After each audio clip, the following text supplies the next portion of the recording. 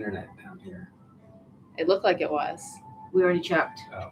That's what we're Well, doing. I'm starting early, so if there's an internet problem, they can tell me and I can fix it.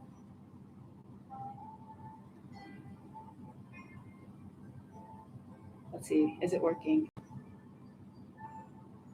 Take your Hopefully. sunglasses off your head.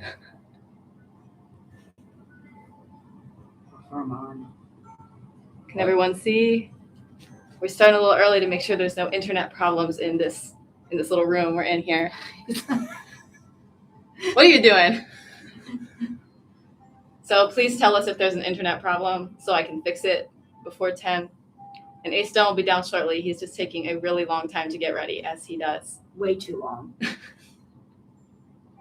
All right, let's talk about how much you love Astone and how great he is that way. How do we see how many people are in here?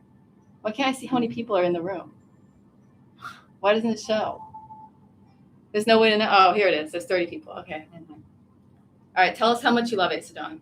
Now that we started off on a negative note about how Astone takes too long to get ready in the morning, because he does. Tell us about what you love about Astone. Astone is very helpful at the park. Astone's helping her down the stairs. It'll be in the vlog because, the elders struggle with stairs. So we've been going to a lot of outdoorsy parks. I know you guys don't know because the vlogs are a little bit behind. The vlogs are still showing stuff from about a month ago. It takes me a really long time to edit the vlogs and collect all the footage and then edit that. So what's actually been going on is we've been exploring Sichuan province, and my parents have been going on a lot of stairs. A lot of stairs. I'm Yeah. afraid to fall. And Astone helps me up the stairs and down the stairs. Yes. And don't be in the comments saying I'm a bad daughter, okay? Because, if she falls, I'm going down too. But Astone is a strong boy. Astone's a strong boy. He can help prop her up. So he's been helping her down all the stairs and up all the stairs. It's been a lot of steps to see beautiful pools, monkeys. Yes. We went to Jiuzhaigou. Y'all know Jiuzhaigou. We went to Jiuzhaigou. We went to Huanglong. We got 46 people now. We're still 5 minutes ahead of schedule. Please tell me if there's any internet problems. I hope that there's not. I've got 3 Wi-Fi thingies, so hopefully it'll be good. All right, so tell them about Emei Mountain while we're talking about stairs. We went to Mount Emei. What did we see on the mountain? The first time we went up the mountain, we saw the monkeys, and the monkeys were very interesting. So we were walking up and seeing the monkeys. Then all of a sudden, a monkey ran over to a lady and grabbed her bag of, what was it, milk tea? Yeah, it was milk tea. Grabbed the whole thing. And it wasn't the monkey's first rodeo either, because grabbed it, climbed up her leg, grabbed the bag, They wrestled with it. ran over the fence, and then opened it up, threw the bag on the ground, plastic bag, and then just sucked the milk tea down. It was a targeted attack by a milk tea addicted monkey. And I get it. I love milk tea too. So we were lucky to see the monkeys the first day because we did not see any the second day. yeah, I thought there would be monkeys everywhere, but there's always these videos on social media of monkeys grabbing stuff out of people's hand or whatever, but it's really luck based. We saw them in the afternoon, and then we were so spoiled by seeing 10 different monkeys. The next morning we were like, oh yeah, we're probably gonna see 50 monkeys, and there were no monkeys that morning. So if you go to Mount Emei, try and give yourself multiple opportunities to see monkeys because it's actually not guaranteed. We spent a night up there, so we were lucky. We had 2 opportunities to see the monkeys. That was definitely an exciting experience. So the next day, Catherine said you have a window of 7 to 9 for sunshine before the fog rolls in and clouds. Oh yeah, we got up real early. We got up really early because the weather was showing clouds. We saw the cloud sea. Mount Emei is known for having the cloud sea. Oh, someone's asking about drones. So that's funny, actually. I only just got a comment yesterday talking about apparently there's all these new restrictions about drones in China, and I didn't even know. We've just been flying our drone as normal because we don't really fly in big cities. That's where a lot of these restrictions are happening. Beijing banned drones. I would never have tried to fly in Beijing anyway because Beijing was already difficult to fly a drone in. So a lot of this is happening in big cities, but I don't really fly in big cities anyway because I already know that there were restrictions about drone flying in big cities. We're usually flying in really middle of nowhere villages where nobody cares. So to be honest, this hasn't really affected us. I know Emei Mountain said no drones, but they may have said that before anything. There were some articles that came out in April about China's increasing restrictions of drones or whatever, but it hasn't really affected us significantly yet. I don't know. I didn't know about it until people were commenting. I was like, oh, that's a thing now. Because we're always either in like really middle of nowhere villages where nobody cares. Or like with my parents, we've been traveling in some like famous state or not state, like provincial level parks or national parks. And some of those places had restrictions anyway. Like Emei Mountain, like you weren't supposed to ever fly a drone there. Oh my gosh, Emei Mountain had these gigantic drones that were like bringing in packages because they won't let you fly recreational drones because they're afraid you'll hit their drones. They had these giant drones like this big, like those agricultural drones, like this big, gigantic drones coming in. Yeah, they were carrying packages. I don't know of what. But anyway, the drone restrictions has not really affected my life significantly. I don't know about in the future, but my drone's already registered. Like you have to register your drone under your name. It is possible to do it as a foreigner, even though some people think you can't. It is possible. It's not that hard. I registered it right when I bought it. So each time you fly, there's like a little window that pops up and it's like your data will be sent to the blah, blah, blah. Yeah, so it hasn't really affected me at all, to be honest. But my drone is registered. So maybe that's why. Yes, the shirts are gifts from the in-laws. Someone asked about it. The shirts are gifts from the in-laws. The in-laws came. They're not in the live stream. I think that would be a little bit too chaotic. His mother has the same shirt. Yes. So it was 3. Astone's mother also has one. So the in-laws were here earlier in May. We didn't do a live stream then. It was very chaotic. It was like a lot of people to manage, you know. Anytime we went anywhere, we had to get 2 taxis. We couldn't even fit in one taxi. So that was fun. Why don't you tell the people about your experience with the in-laws? Is that a hard question? It was Language interesting. barriers, It was yeah. interesting, and because it was very warm, so I had to. We had a wonderful bike trip. We went biking all along. What was that? All along the lake. Yes, we went biking on the Chengdu Green Belt, and if you guys don't know, Chengdu has connected a bunch of its parks in a big ring around the city. It's in like the kind of a suburban part of the city. So there were already a lot of parks there, and then they built additional infrastructure to make a giant ring 100 kilometers long that goes around Chengdu. Obviously, we didn't do the whole thing, but we did about, I would say like 25 kilometers worth of it. We did like a solid day of biking. Not lately. It's really hot in Chengdu right now. It was like a couple of weeks ago. It was actually pretty nice. And we biked 25 kilometers on the Greenbelt thing. And the funny thing was Astone's parents hadn't been on a bike in like 20 years. And I was nervous biking on a rental bike, but I found the right one. Yeah, we had them go on the Hello bikes. And the first one I unlocked for her, I didn't realize like the handlebar was a little bit wobbly. And I was like, why can't she ride this bike? Like y'all ride bikes all the time. And then it turned out the handlebar was a little wobbly. So we swapped that out. And it was a beautiful bike ride with them. And they did great for not riding for 30 years. Yeah. So they were just excited about biking. They just don't normally do a lot of recreational activities.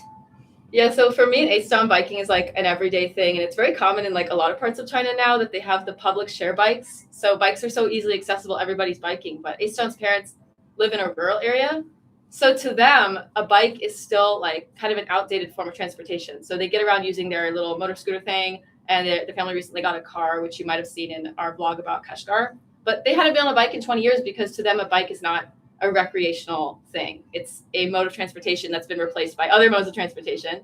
But as the old saying goes, you never forget how to ride a bike. So they did fine. They did great. They did great. We had a great family. It was a little warm in spots, but we did great. Yeah, the sun came out. You just dropped the bike on the other part of the city, which was very nice. Yeah, you can just ride it to wherever you want and then just plop it down and get on the metro. That's why we chose the public share bikes instead of a bike rental shop, because in a rental shop, you might get a better bike, but then you have to bring it back. So we were like, we don't know how long this group is going to be able to bike for, because it was a little bit hot. It was not as hot as now, but it was a little hot and sunny. So we were like, we'll just go as long as we can. And they did great. But the funny thing was, Astone's parents loved the biking so much that later on in the trip, his father saw this little kid on a bike. And obviously he doesn't speak Mandarin, but he was like, you know, like signaling at him. Jumped on the bike. And the kid gave him the bike and he was like riding it around. So clearly his parents really enjoyed the bike trip. Really enjoyed the whole trip. Yeah. We had a wonderful time going to different malls. And what was the name of that Asia's biggest building, right? Where the pool was. Yeah, I forgot the name of it. We went to Asia's biggest building. We were just trying to look for a Dairy Queen, and that was the one on the map that showed like the closest. And we showed up and I was like, oh my gosh, it's Asia's biggest building. There's a huge pool inside with a big wave park. And then there's slides, and then there's a beach area. What was that building called? I know it's called Huanqiu Zhongxin in Chinese. Yeah. I don't know the name in English, but just look up Asia's biggest building. It's like this humongous warehouse of a thing. All right, let me look at the comments real quick. We gotta answer the people's questions. Okay, let's see. I already answered the drone one. Shirts, gifts from the in-laws. Are you facing any pressure to have your first child? I wouldn't call it pressure from like the elders. It's like pressure from myself because I know that I'm old and like it's time. I'm already 31. Well, she had me at 37, so she thinks I'm not old. But Astone's mother had him at 17. I know she hates talking about this because she doesn't want to talk about her age, but like. It says exposition. What exposition center? Exposition Center, Global Mall. Global Oh, Mall, my that's father's right, in the Global. background. He might come on in a few minutes. Global Mall, He's- which was huge and beautiful. But anyway, go on with the babies. Global Center. Asia Global Center, something like that. We went there and it was like the biggest thing I'd ever seen in my life. But anyway, back to the baby topic. So she had me at 37. Astone's mother had him at 17. So to her, I'm like so geriatric. She's like, baby, now, baby. And I'm like, For the I know, mother, girl. The mother's saying that. Not Yes, me. no, not her. Astone's mother. She's like, baby, now. And I'm like, girl, I get it, but there's just a few places left that I want to see, you know? We're going to finish our North China bike tour. We plan on doing a little bit of traveling to other countries in like the winter. I'm going back to my like regular job March 1st, 2027, but I am still going to continue the YouTube channel. And once we're done with this little, I don't know what to call it, like extended honeymoon or whatever this is. Like we've just been doing a lot of traveling after we got married. Once I'm done with this, I do plan to like get down to the, I don't know, the baby making or whatever the thing you call it is. But my parents aren't giving me any pressure at all. If anything, they're like, you should wait a couple more years. You know, you guys should like enjoy your married life. Change your lifestyle. I know. She's always like, just wait till you have a baby. It's going to get hard. And I'm like, I'm old. I Just can't getting wait out that of the long. house is hard. She only had one kid though. I want It to was have hard, two. and I worked. I want to have two, so I really can't be waiting like that long. So his parents are really excited about grandbabies, but it's like maybe I would feel annoyed if I didn't want kids, but like I do want kids, so I'm like next year, and she's like, all right, I'll be waiting.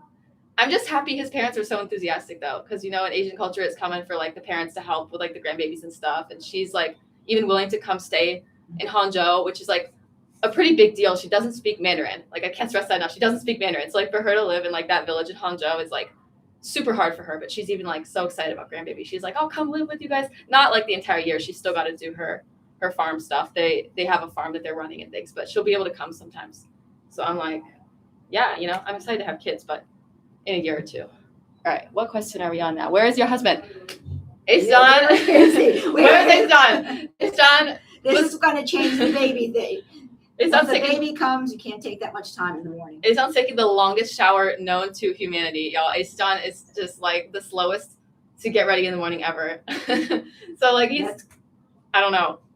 He said he'd be ready in 10 minutes and he's still in the shower, He but like doesn't want to. it's fine. I think this is like I don't know. It's maybe like a 1 out of 10 on the annoying scale. It's a little bit annoying, but I would say overall Astone's Once you still have kids, it's going to change.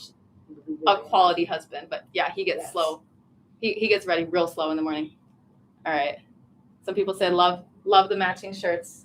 Gift from the in-laws. You'll see them in the vlog with his mother. Okay, let's see. What other questions do we have? Oh no, I accidentally skipped some. Okay, someone says going by Catherine's description of you. comes. Oh, there he is. Here comes Asa John. There's a stool here. Where's that stool? 可以关呗. You can sit there. Asa John's coming, guys. Where are you Asa John's going? coming. All right, so here's a question about you. Someone says, going by Catherine's description of you, you're not a world traveler. What changed? Why were you willing to come back again? What changed? We had a good time last year. We had a good time last year, even though it was very stressful, but also Catherine was able to spend a lot of time with us. And even though road trips are very stressful, and you can imagine what the car is like and the traffic, they kind of make their own rules up. We were able to see a lot of different areas of China. And I brought up Catherine going to waterfalls and springs and hiking. So she took us to our road trip. Tibetan guide took us to some of the most beautiful places. So basically, to summarize that, they never wanted to come here until the wedding basically like forced them to come. And then they had a good time because there's a lot of cool stuff in China. But it's not just about the cool stuff. Like they need me to be available for them. So like if I had a regular like 9 to 5 job and I was like busy all the time and I couldn't hang out with them, they probably wouldn't have come. But because we're on like this super extended honeymoon, and it's so like I'm very grateful to you guys actually, like my subscribers here on YouTube, that you make it possible for me to generate an income in this unconventional way. So like I'm able to spend like so much time traveling and recording all these beautiful things and sharing them with you. And then like the AdSense revenue allows me to keep doing that. And I have supporters on Patreon and I do corporate sponsorships and stuff. So it's like, thanks to you guys that I'm able to have the time to travel so much and also spend with them. So they were willing to come back because they knew that I could actually take like a full 3 weeks and show them a ton of cool stuff. So we spent time in Chengdu, we went to Ya'an, we saw the pandas, we went to Emei Mountain. Yeah, she really wanted to see the pandas. I said, if I'm coming to Chengdu, I want to see those pandas. Yeah, we went to Ya'an, we went to Bifengxia. All of it's coming in the vlogs. But I absolutely hate the flying. Yeah, the flying is Just like the torturous, forest. but it's Yes. worth it if you can spend a solid chunk of time here. And then she was just talking about Tibetan areas. So we didn't go to the Tibet autonomous region because like I didn't want to like wade through all that paperwork. Like you can actually visit Tibetan prefectures in 4 different provinces where you see Tibetan people, Tibetan architecture, Tibetan landscapes, minus Fascinating. all of the like bureaucratic mess. So we went to Tibetan prefectures in Sichuan, we went to Aba, and we also went to Gannan in Gansu province. So we did a road trip. We had a local Tibetan guide. This guy we met in a restaurant. We just loved his family's restaurant. We went there twice. And then he was like, hey, do you guys need a guide? And we were like, yes, actually. And he drove us all the way around this long loop that was like 4 days long. We saw like so much cool scenery. And as she was saying, when I was growing up, they always took me to see like springs and waterfalls and forests and mountains and all these California. natural sites. Big Sur. Yeah, we went to Big Sur and Yosemite in California. We went to the springs in Florida. So I was like, I'm going to show them the China version of all that scenery I saw while I was growing up. Absolutely spectacular, especially the blue pools. Yes. Monkeys in the blue pools. Jiuzhaigou. They love Jiuzhaigou. And we went to Huanglong as well. Okay, let's see if there are any other questions in here. I don't know. Astone was coming and then he vanished. So that's too bad. Can you go get him, Scott? He knows we're down here. Let's see. Are you going to continue making videos when you settle down to grow your family? I do plan to keep making videos, but I am not going to be able to travel all over the place anymore. That's for sure. I think it's probably going to be more like quiet homestead kind of vibes, you know, like I'm going to have to focus on where I'm living. And of course, Astone's hometown. We'll be able to go back there. It'll basically just be like where I'm living, the areas right around it. Like there are so many beautiful places right in Zhejiang, you know, like we're going to get a car once we have kids and stuff. So I think it would be more focusing on like little mini road trips in Zhejiang province, maybe like Fujian and Anhui, like the very close by areas, focusing on life where I'm living, visiting Astone's hometown, going back to the US. But definitely nothing like I'm doing now, like these really That's long another bike trips. reason why we wanted to come. So Yeah. We knew that she could just show us some of the beautiful spots. Yeah. We hope to come maybe next May. They're trying to come as much as they can actually before we have kids. Because once you have kids, Everything you can't be changes. doing like this much high intensity traveling. You can do like little trips here and there, but You're I okay. wouldn't be trying to do like a multi-month long like bike tour across North China. So since I know we want kids in a year or two, that's why we're trying to like do all this stuff now, you know, because once you have kids, like yes, you can travel, but it's not the same. Here he is. Here's Astone. Astone has arrived. Good morning, everyone. Everyone say hi to Astone. Astone's finally here. Unfortunately, no matching shirt for Astone. Hey, hey, hey. 坐这里吧，他们想看你呢。他们等了那么久，你可以坐这儿。他们想看你 the whole time. They've waited so long for him. Astone's here. All right. No matching shirt for him, very sadly. Someone says, I understand. hello to your parents. I hope you guys have an awesome time. Is there an epic family bike ride coming? Well, No, The epic family bike ride's over, actually. It already happened. it's really hot. Yeah, Chengdu is so hot right now. Yes. But I made a vlog of our epic family bike ride around the Chengdu Greenbelt.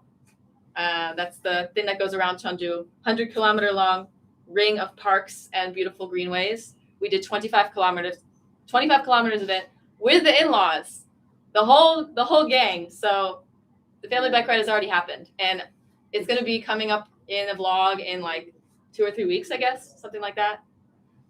Epic family bike ride, but we can't take them.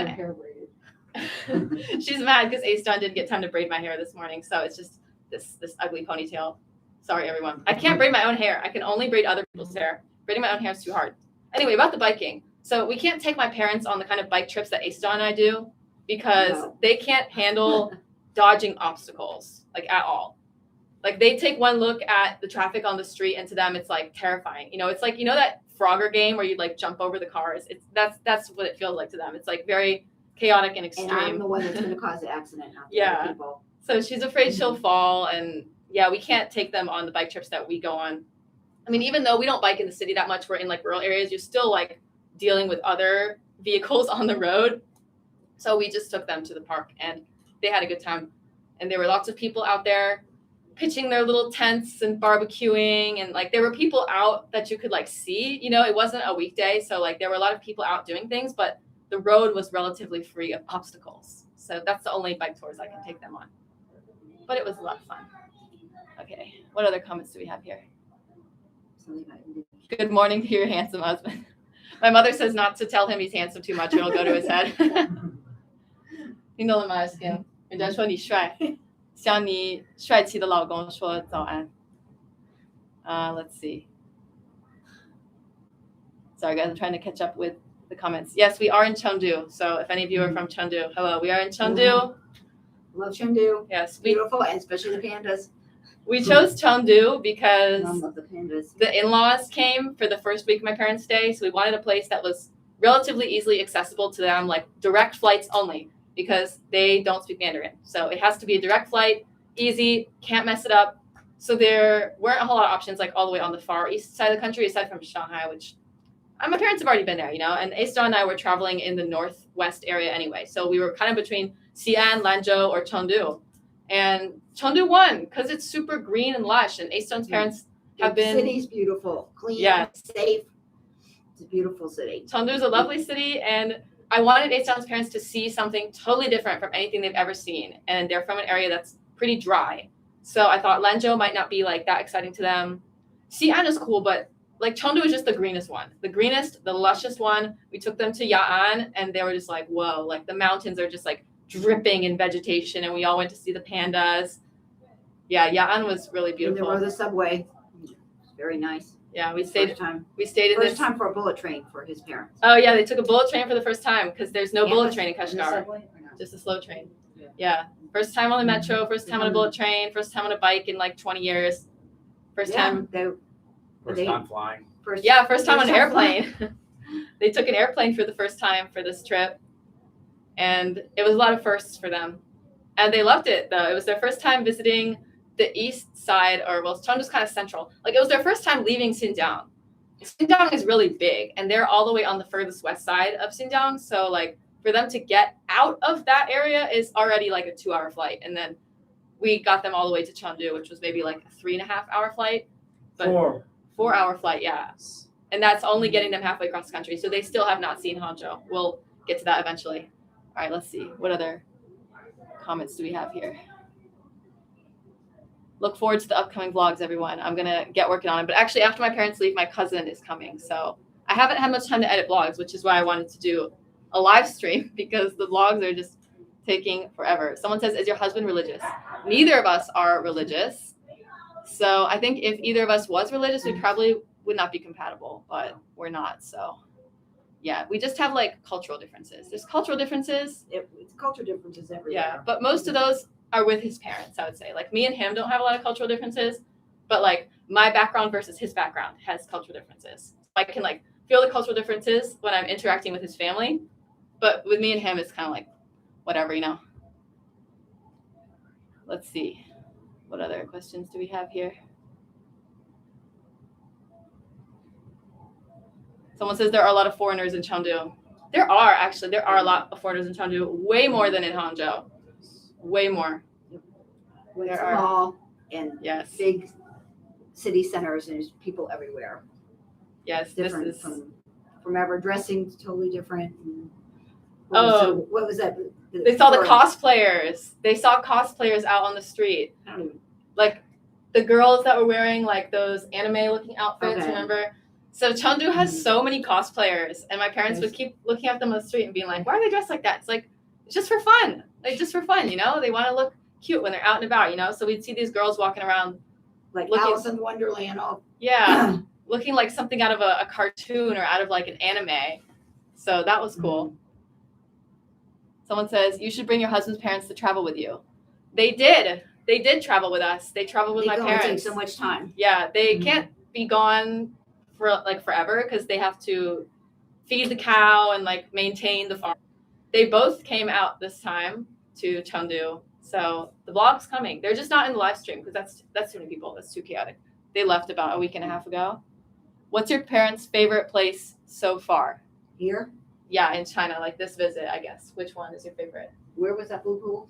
Zhoujiaigou. Joe Zhoujiaigou. Zygo, the blue pools. Yeah, we just went there. And we walked from 8:00 in the morning till 5 at night.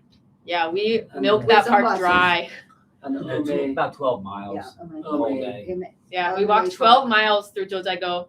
You don't have to do that. They do have these little buses that will shuttle you around, but it was a nice day. You know, it wasn't too hot or anything, so we just walked like as much of it as we could. The pools are beautiful. Yeah, that was It's fun. just really, really pretty. Oh, someone's asking about the Uyghur restaurants in Northern Virginia. Boston. I don't think we've been to Boston, but we went to a restaurant when I was back for Christmas.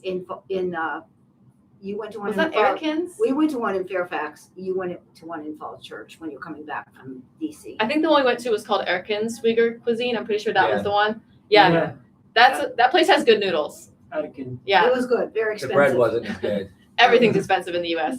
Yeah, they didn't have like the authentic naan like you can get here, but the noodles were delicious, and the noodles are always the star of the The show. sauce was good. It's a little hot. So if you live in Northern Virginia, go try Erkin's Uyghur Cuisine because that's where you can get those hand-pulled noodles. Like once you try a hand-pulled noodle, Yeah. spaghetti will not do it for you anymore. You There's know? one in Chantilly too. And Mukam. Mukam. Yes. Is that another Uyghur restaurant? Yeah, I remember you taking with you. Oh, Mukam. That was probably the one in DC where we went with my I remember cousin. the name of it. Huh? Yeah. Yeah. See, I don't even remember the name. He remembers the name. Her cousin Sean absolutely loves what's it called? The Uyghur hand-pulled noodles. He loves those Hand-pulled noodles. noodles with a lamb sauce on it. Yeah. But I think Erkin was really good. So Logman. as far as I'm aware, Logman. Erkin is also a chain. Logman. So if you're in Logman. Virginia, Logman. Virginia, DC area, look up Erkin Uyghur Cuisine. Go try some hand-pulled noodles. It'll Yes. change your life. They're so good. But I wouldn't say my parents go that often because it's not actually that close to where they live. Like it's No. within a driving range, but it's kind of a long We range. might go to So Chantilly. yeah, it's not like that close, unfortunately, but it's definitely worth visiting if you've never tried it before. Let's see. Has mom tried spicy Sichuan dishes? No, my No, parents I don't just- do spicy. I like a little spice. No spicy. I They love asked it. about her because you're not on screen. They don't even know you're here. So you could come over here and tell them about your No, experience. I can't tell. But All right. Well, father likes spicy. He's not on screen because he's a little shy.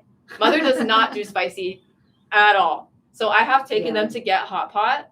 Never spicy ever. Like it's always been some other soup base. We had this really interesting duck mushroom hot pot. We went to get Peking duck and they gave us like this duck mushroom hot pot. It was actually so good. And then we tried yak hot pot. We tried lamb hot pot. We tried this. I didn't like the lamb. Hot. Yeah, the lamb, they didn't cook it long enough. I mean, it wasn't like raw or something. It was just a little bit tough for the elders, but the soups are always so good. We love the soups, but anyway, It's really neat to cook the vegetables. yeah, it's a And cool the- concept, but it's hard for them to pull all the things out of there. So You have like 5 different plates that you put into the hot pot. yeah, they've had hot pot like 3 times, and I don't know, it is a lot of effort to like pull all the things out of the pot, you know. But no, they don't do spicy. Well, she doesn't do spicy. My father's kind of all right with it, but you know, Sichuan is known for spicy food, but in reality, you can find pretty much any food you want because there are so many different people from all around the country that have come to Chengdu to open restaurants. You can find literally any cuisine that you want here. So don't be like scared to come here if you don't like spicy food because there's every It's tea. food. Yeah, black tea. The owner of this inn just brought us some tea. That's so cute. Okay. Someone says, are you going to live stream on Bilibili? I live stream on Douyin sometimes. I haven't done it in a while though. That's true. We should get back to that. I don't know. We're always behind on editing. So my thought process was like, okay, just focus on editing the videos and don't take any time to live stream. I used to live stream on Douyin every once in a while, but now like I'm so behind on editing videos that I'm like, okay, now I'm going to do some live streaming to like make up for it, you know? Let's see. Someone asked about my husband's family's rough living conditions in rural Xinjiang. I think their house is pretty nice, actually. Their house is pretty cozy. It's pretty cute. They have a cow. They have a car. It's really nice. It's in the Very vlogs, nice. y'all. If you want to And- know what his family's living condition is, go look at the vlogs because we have made many a vlog in his Beautiful family's house. quilts, and the doorways have huge, what do you call it? They have these big like curtain things over doors. Curtains, and Yeah. and then in their courtyard, there's lights from the wedding, and then there's all kinds of like day beds that you can sit out. It's beautiful. Yeah, they have beds everywhere. There's like beds all over the yard, and then they cover the beds in like rugs and these little pillow things. And then there's all these carpet platforms in the house. You know what's really interesting about Uyghur houses is that his parents don't actually have a bedroom. They just It's pick very any unusual. spot that they want. And some of those beds are very, very hard. Yeah, so there's no Platforms, like, like because you want to go bedroom in the traditional house.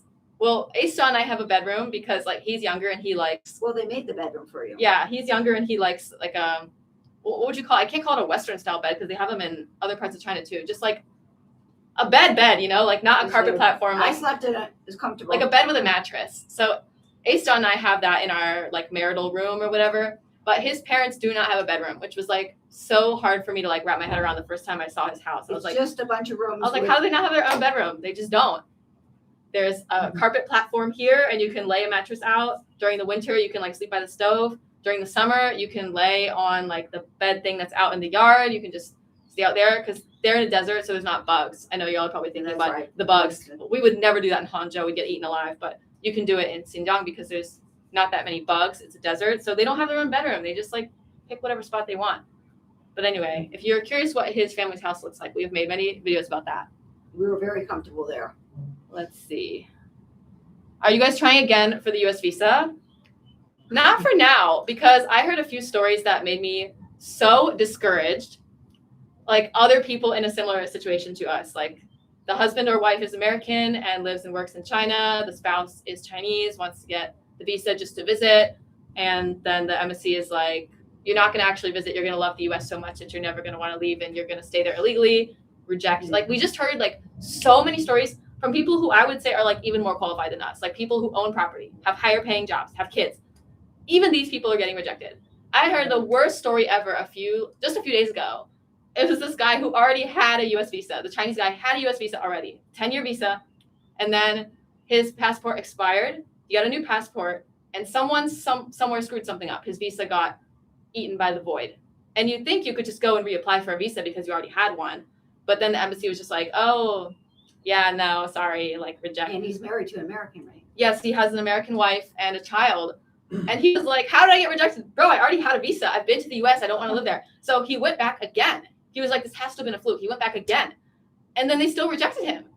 So if that guy can get rejected, this guy who's been to the US like 4 times, I feel no hope for us. I feel no hope, but it's just so expensive to get a green card. And even if you have the green card, they may take it away if you're not a true immigrant, which he's not. He'd be going to the US on like a 2-year basis for like 2 weeks. I just feel so like hopeless about the whole thing. I really am so frustrated. It's so irritating.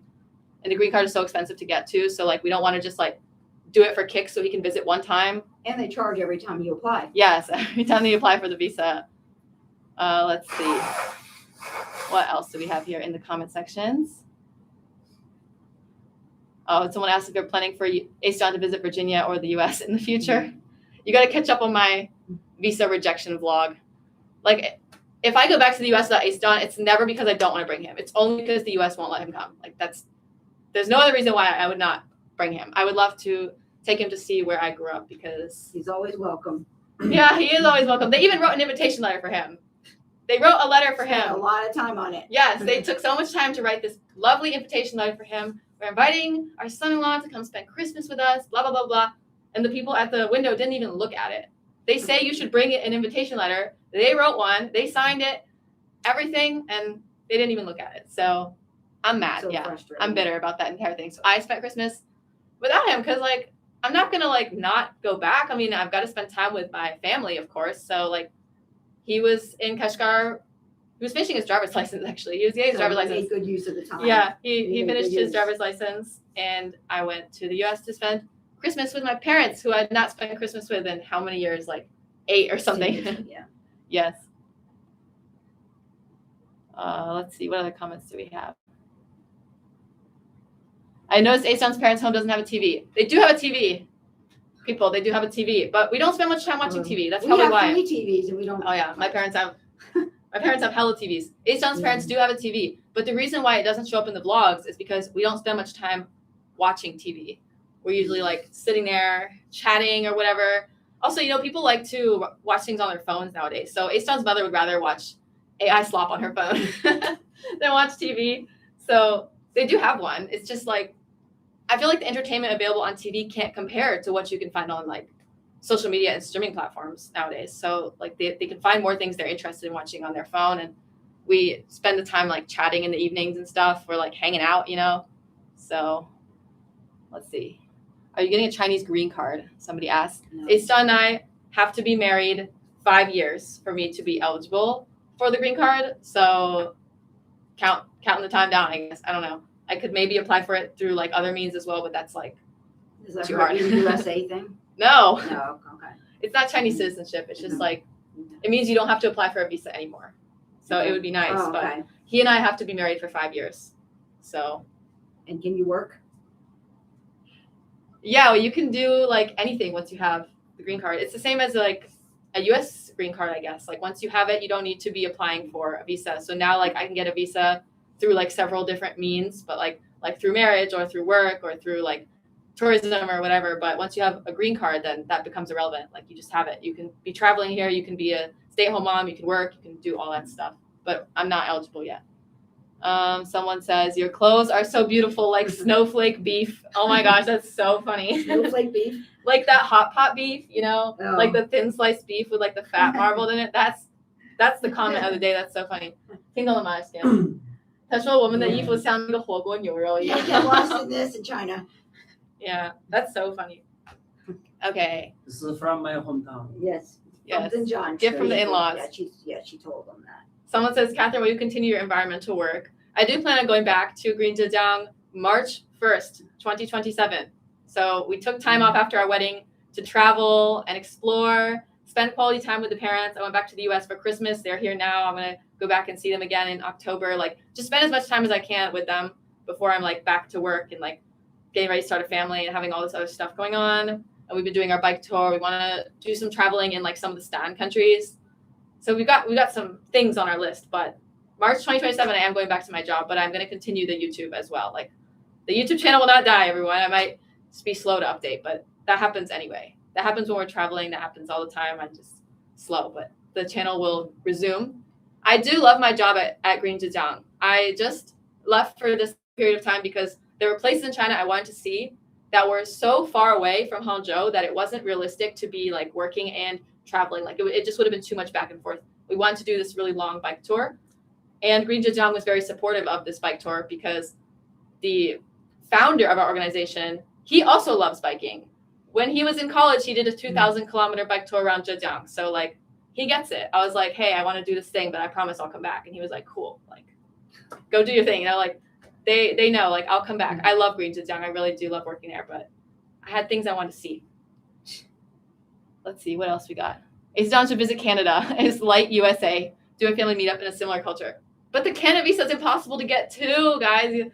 They're all impossible. Like Canada, US, I've heard similar things about like England and Australia, but Canada and US are the absolute worst. I know of this girl who's married to a Pakistani guy, and they've been waiting on his visa or his green card or whatever for like 2 years now. Like Canada's not much easier, unfortunately. Unless, I don't know, maybe if he was like really rich or something. If he was like my sugar daddy, maybe they'd let him in, but. I don't think it has Yeah. anything to do. Let's see. I don't think there's much hope for him going to Canada either. Why China? Can't Why China? Wow, Wow. that's a deep question. Why China?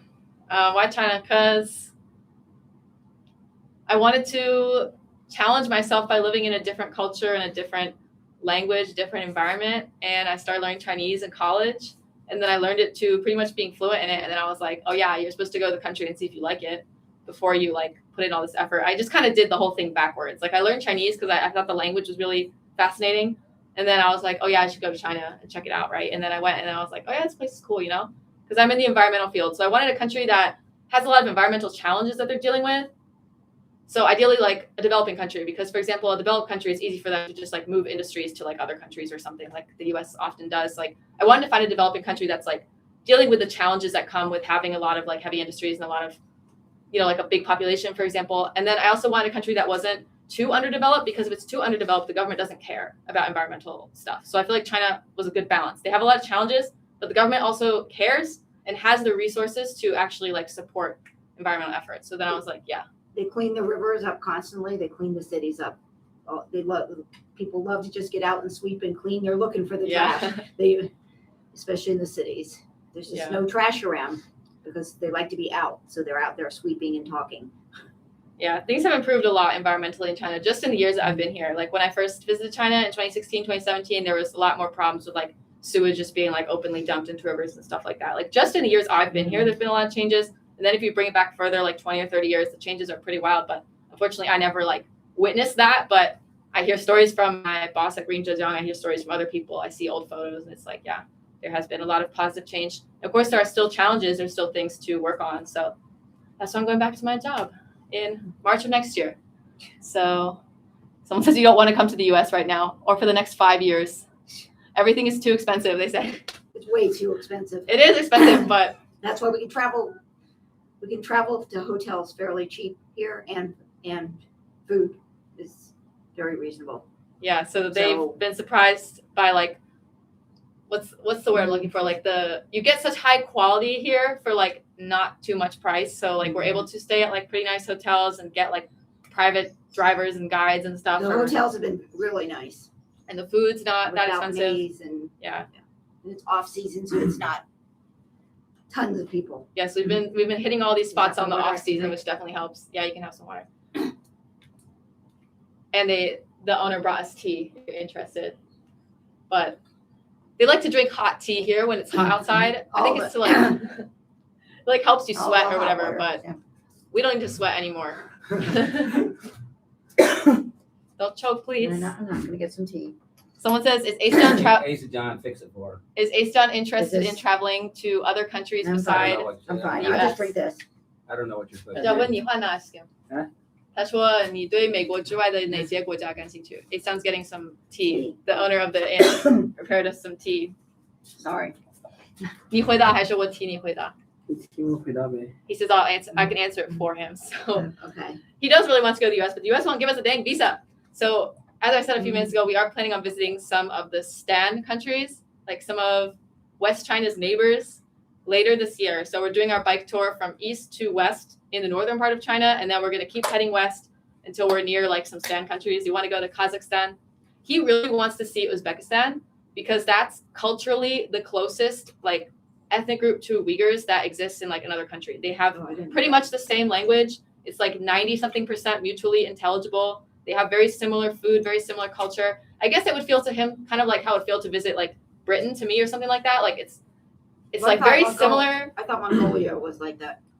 Mongolia is a whole different like I think they're a different language family and they're like a different ethnic, what's the word, like branch or whatever. But Uzbeks and Uyghurs are very similar, which is weird because China and Uzbekistan don't even share a border. But yeah, he has some Uzbek friends in Hangzhou and he can talk to them with like almost no language barrier. It's maybe like me talking to someone from like, well, I have no barrier with someone from England, but maybe someone from like Ireland, you know, like once in a while you might like not understand a word, but he really wants to see Uzbekistan. So we have plopped that down on the itinerary and we'll definitely vlog that. So stay tuned. We're going to make a vlog in Uzbekistan. And he also really wants to go to India, but getting an Indian visa for a Chinese person is like such a pile of paperwork. I was looking at like the long list of things you need and I'm just like, oh, I got so much stuff. But the thing is, as long as you check all the boxes, they do generally give you the visa, unlike the US. So we may go through that process because I would love to go to India again as well. I've been to India once, but I was only there for like 5 days. And I would like to see some more off the beaten path parts of India as opposed to like just Delhi, you know, like this places that everybody goes to India. So stay tuned. Yeah. We probably won't bike through the stands though, to be honest. I don't think we'll have enough time. Like, as I said, I'm going back to work March 2027. So if we tried to bike through the stand countries, I think the time would just explode, you know, like exponentially. Like it would just take too long. I'd love to do that though. I love the concept, but my schedule can't cram it in. So I don't think we're going to be able to bike in the stands, tragically. Someone says, what are the best things to do and see in Xinjiang in the summer? Go to like Altai.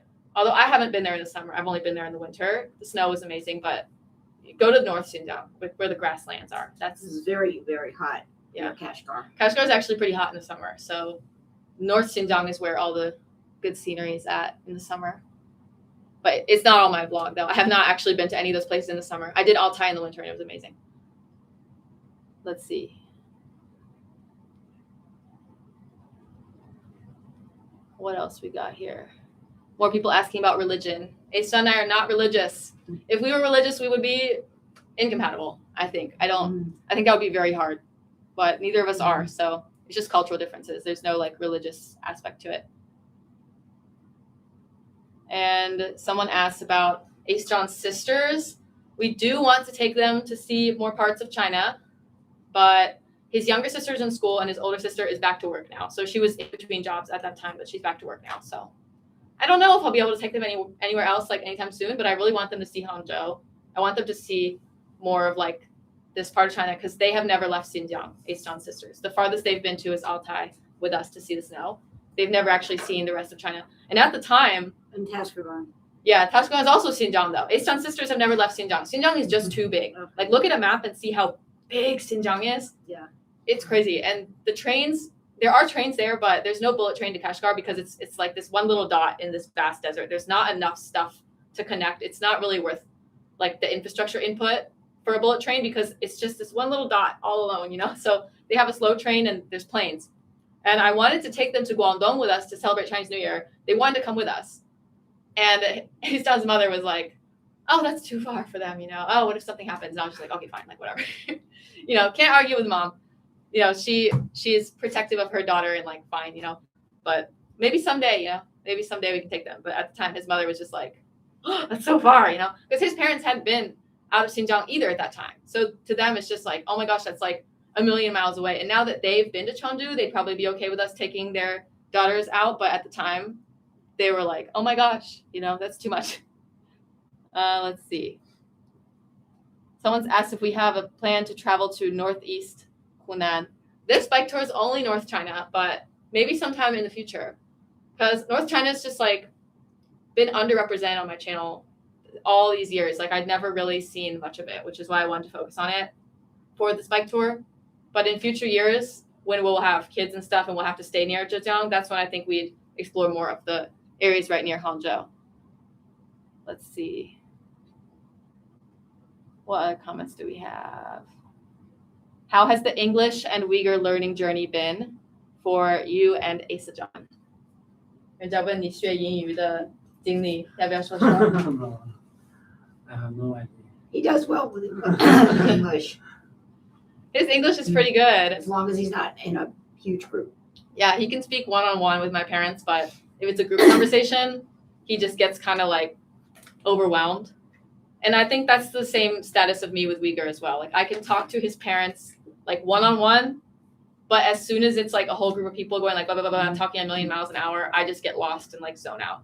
We're both kind of on like a similar level in that sense. I would say with English, he knows more words than I do. Like I have a lot more holes in my vocabulary, but I've learned the Uyghur grammar better than he's learned the English grammar. Like he knows so many words, and yet sometimes he'll make very, very basic grammar mistakes. And I'm just like, how? But you know, like mixing up like is and are and stuff like that. Like he'll make like very low level mistakes, and yet he knows like so many words. And I have all these holes in my vocabulary, so I'm always asking him, what's that? What's that? What's that?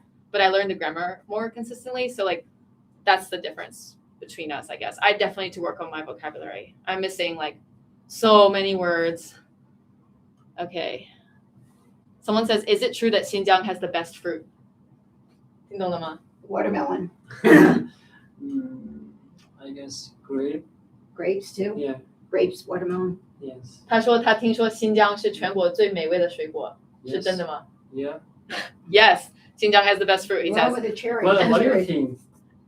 Well, I don't know if I agree with that because I don't like melons, and that's the main fruit that they produce. I But love the watermelon they served. Asadon is so picky about his melons. He'll go into a fruit shop in like Hangzhou and ask them like, where's the melon from? And like, oh, I want to taste it. And then it's never going to be as good as his hometown melons. Yeah, he struggles with the melon scene over here. It's just Melon it's seed. never gonna be as good as Xinjiang, unfortunately. The melons. Catherine doesn't like watermelon. Any melon. I love Yeah. watermelon. I don't really love like it. melons, so I don't feel very strongly about. And she wants it Topic. cold. You like it warm, right? You like it warm? He'll You like it eat either. watermelons any day, any time of the day. But for me, And it's the like whole watermelon. yeah, he'll eat a whole watermelon. For me, I think it should be like a refreshing thing on a hot summer day. Like And pull cold. a cold watermelon out of the refrigerator on a hot summer day, and I'll eat it. But he'll eat like a lukewarm watermelon on like a cold day, and I'm just like, that's not for me. That's not for me. Oh no, don't go to India. Somebody says. No, we're going to India as long as he gets his visa. I say the same I've thing. I've been to India. It was fascinating. Yeah, oh my. She doesn't approve. Astone will be there. I'm reading. Yes. I have Indian subscribers. No one be talking trash about India. I'm I'm super not hyped. talking trash I'm about super India. hyped. No, I mean them too in the Okay. comments. I'm so hyped to go to India again, but I wouldn't pick Delhi again because I've already been there. Definitely like somewhere obscure, somewhere that is not like all over YouTube because like everybody goes to Delhi. Everybody goes to like Varanasi and stuff. Like I want to go somewhere that's like off the beaten path a little bit, 'Cause I learned Hindi before Chinese. A lot of y'all probably don't know that, but when I was in college, I know it. she knows it. Yeah, I actually learned Hindi before Chinese, so I have like a little bit of what's the English word? Yeah, Chinese word is yuanfan. Like She's a little bit of fluent, a little bit of like a little connection with India, Like I want to go fluent Hindi. see it again, even though Yeah. my Hindi has been decimated by learning Chinese and then learning Uyghur as well. Like I can't speak it well anymore because I learned 2 languages that kind of like overrode the coding for Hindi, but I would still love to go to India again. Grapes. Let's see. What language do you use most in daily conversation? This must be about me and Asa John. Chinese. Of Yes, course. Chinese. That's the only language that we're both actually fluent in.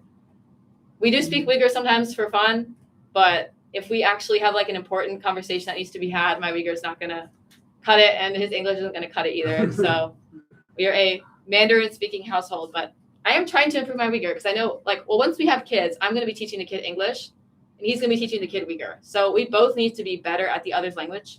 Otherwise, he's going to be having all these conversations with my child and I won't know what's going on. So It was very hard with his parents.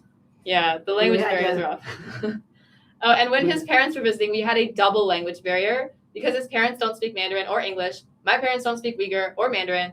So oftentimes his parents would say something and then he would translate to me and then I would translate to them. Unless it was a simple thing. A simple Yeah. thing we could just translate directly, but if they had to say something that was like a little more complex, we had like a double language barrier to get through. So yeah, that's the situation with that. We're working on each other's language, but it's hard. Someone asked, as a content creator who's gone through life transitions publicly, how do you protect your peace and handle negative comments or criticism? I have this collection on my phone of like funny comments and like, haters leave the funniest comments. Like often the best comments in my collection are like by the haters. And y'all haven't seen these comments yet because I'm waiting for the collection to be like really big and then I'll make a video like reading them. Really? I've done funny comment reads on Patreon. I do have some of them on Patreon. But like I would say at least 2/3 of the collection is hate comments. Like some of the haters are funny, Like I respect a hater if they can be funny. So yeah, I've got a pretty solid collection. I don't know. Some What people was a funny one? let me look in here and see what's in the collection. Let me open this thing up. So yeah, most of the funniest comments are from people who were trying to hate, So let me whip out a few of these now. You can see how you feel about this. I've got hate comments in all languages as well, by the way. We got comments in Uyghur, we have comments in Mandarin, we have comments in English, we've got all of it. Okay, this one's really funny. Someone says, "You must care about your marriage. Seriously. You can't be so ignorant and foolish for your husband. That would be so easy in our Chinese tradition and your Christian discipline. You are going to hell. God bless you forever and never." Like That's a good one. that's funny, I think that's a good one, that's juicy. So yeah, I've got like all kinds of funny, like weird comments like that. So someone else says, "Catherine, you are white liberal who don't have common sense." See, these are juicy, but I only save the funny ones though. Like regular hate comments just scroll That's right so by, funny. but I didn't even do that. no, I save them because they're funny. And one day I will make a video reading my hate comments. It's not like something I came up with either. Abroad in Japan, Chris from Abroad in Japan, he did the same thing. he made a video like reading all his hate comments. So yeah, keep it coming, haters. Like if you're gonna hate, make a funny comment, make it funny, and you might get featured in the video. Okay, what else do we have here? More people visa in Canada. I don't know, guys. Canada visa is not easy to get. Is Catherine, Asa John, and Catherine's? What is it? They said hi. Hi, Catherine, Ace Oh. John, and Catherine's mom. I knew Hi. you said- Thanks for joining, everyone. Let's see. How many people are on there now? We have 336. Oh my God, it's a lot. 336. Let's see. Someone says definitely go to India, especially in South. Yes, South India is one part that we want to see because North India is the one that's mostly represented in like media and stuff. But South India, I feel like it's just kind of like ignored, you know? Like people don't know a lot about South India, and I want to get down there. I want to get down there and see. Although they don't speak Hindi in South India. Did y'all know that? India has like only something like half the population speaks Hindi, and it's mostly in the north and central parts. So my Hindi is going to be like worthless in the South. I had a couple of South Indian friends in college, and I would like try and talk to them in Hindi, and they would just be like, eh. So fun fact. No joke, your husband is so handsome. Tingnan naman siya. Yeah. Let's Let it go to see. your head.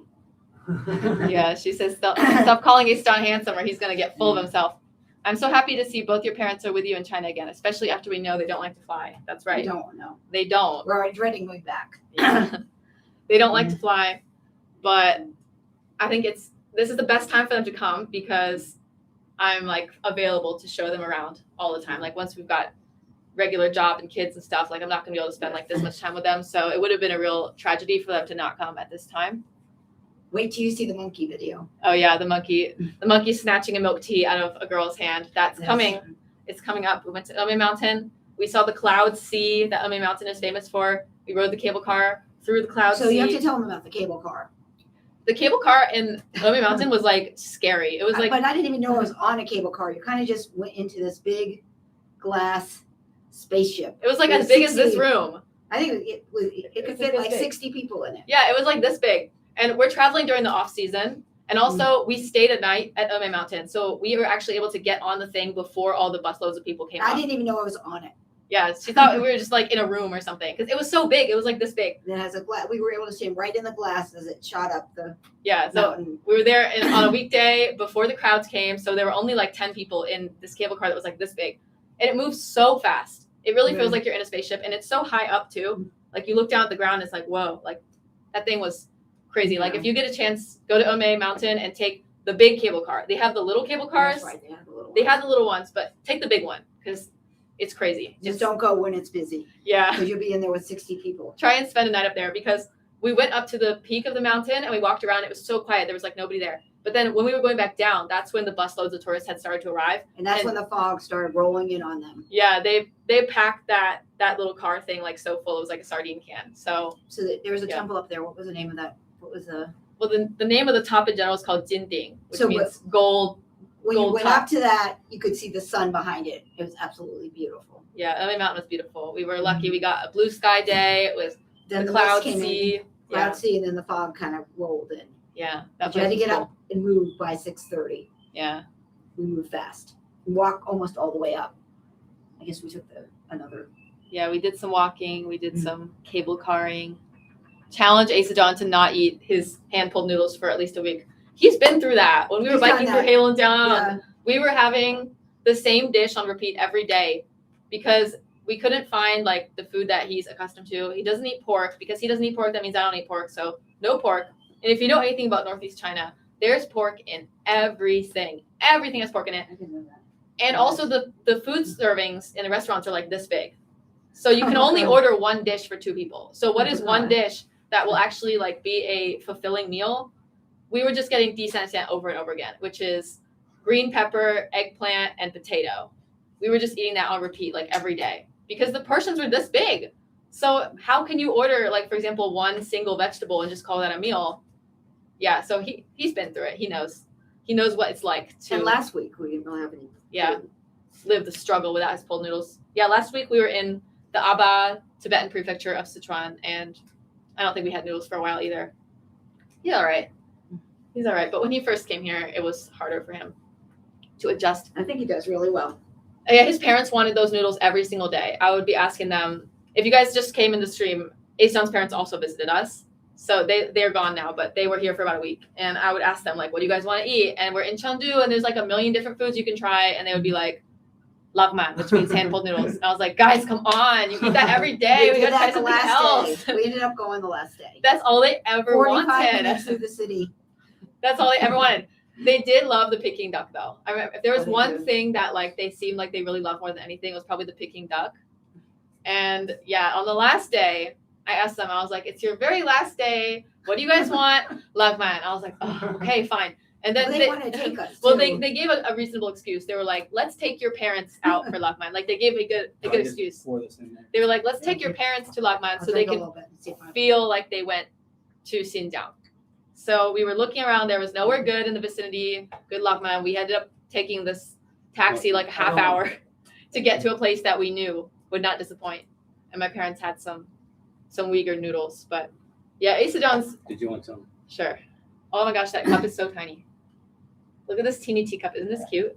This is like one sip. Father's serving us tea. The dinner turned out, the lunch turned out wonderful. Yes. And we walked all around, and then we came up to a square, and all these people were dancing. Oh yeah, And- there were people doing like a Uyghur dance on the street. They were locals in Chengdu who just are Uyghur music like enthusiasts. And his father got in first and started dancing, and they couldn't believe how Okay. wonderful he could dance. Yes. So So that they was dragged cool. us. Did you go in? Oh, yeah, my parents got dragged in too. They were like, because I think they probably thought we were all Uyghur. Like I get asked if I'm from Xinjiang sometimes by people who've never been to Xinjiang. So sometimes people ask me if I'm from Xinjiang. And of course, if you've been to Xinjiang, you know I don't look anything like the locals. But Yeah, it's helping my people voice. who haven't been to Like- Xinjiang, they don't know. So they dragged us all into dance. It's all in the vlog. Yeah, unfortunately, it's all in the vlog. Me dancing with sneakers. Someone asked about North Korea. We were on the North Korean border a few months ago for our bike tour, and I actually cannot go to North Korea. I'm not sure if you guys are aware, but the U.S. has actually banned American citizens from going to North Korea. It's Yeah, I not don't North want you Korea. to go to Yeah, North Korea. she doesn't approve. But regardless, the U.S. has actually banned American citizens from going to North Korea. Like if they find out you went, I don't remember what the punishment is. Like they take your passport away or something. Like there's some like really big punishment. Like you How cannot about not go. go at all? I know she says no anyway. She does not No. approve. It's because No. of that. You could, If I'm not mistaken, it's because of that huge incident that happened with the guy who took the poster off the wall and then he was put in a like prison or something, and then he for a long time, yeah and then they shipped him back. they shipped him back like unconscious. It was like a humongous mess for obvious reasons, and the U.S. was like, okay, we're not allowing our people in there anymore. But Asadon really wanted to go to North Korea, and at the time we were in Tumen, the border was actually not open. I think the border has now opened in the other city, whatever it's called, but only he can go. I can't even go. So I didn't know he Yeah. could go. as far as I'm aware, he can go. I think Let's just get that off. the Chinese list. people can go. At the time, it wasn't open. I don't want him to go in either. But then I kept scrolling on these videos of like Russian girls in North Korea. So it's like, I guess it is open now. I don't know. Make it a mess. We saw it from the border. We saw it real close too. We were like right across the river. We could hear the people. We could hear people singing in a factory. We heard dogs barking. It was so close. Not in Tumen. Tumen's really noisy. You have to go to like a more obscure spot. And it was really cool. It's in the vlog. Okay, let's see. What's your mother? What's your mother's job? All right, tell the people what's your I job. heard she's a hardworking what? She's a hardworking lady. What's your job? Tell the people. Teacher.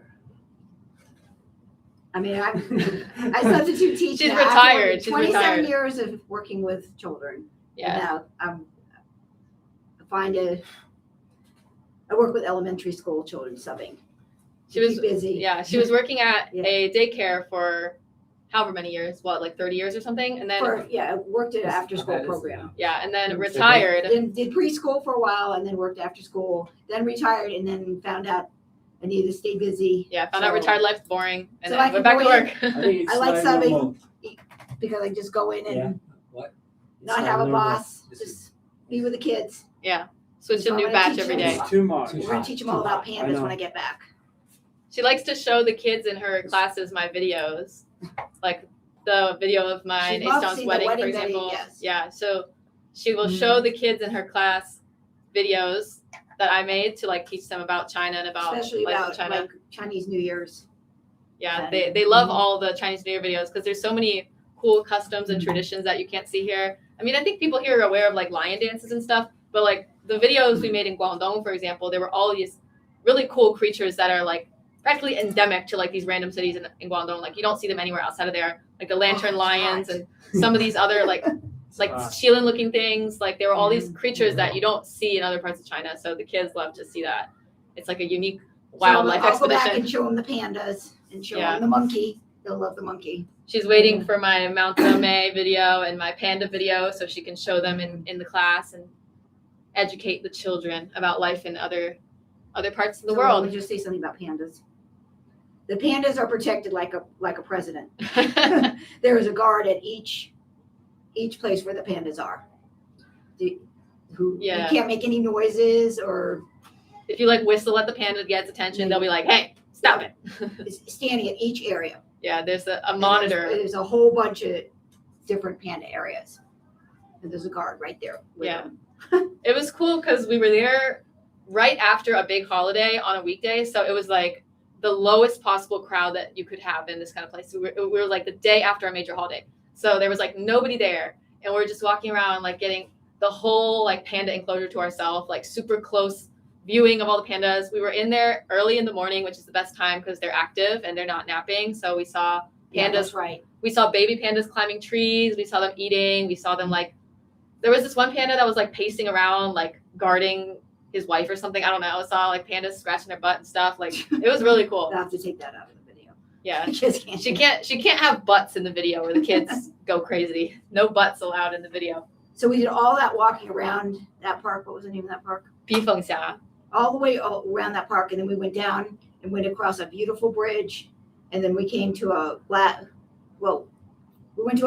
elevator that took you all the way down into the valley, and there was waterfalls down there. We didn't have time to walk all of that. Yeah.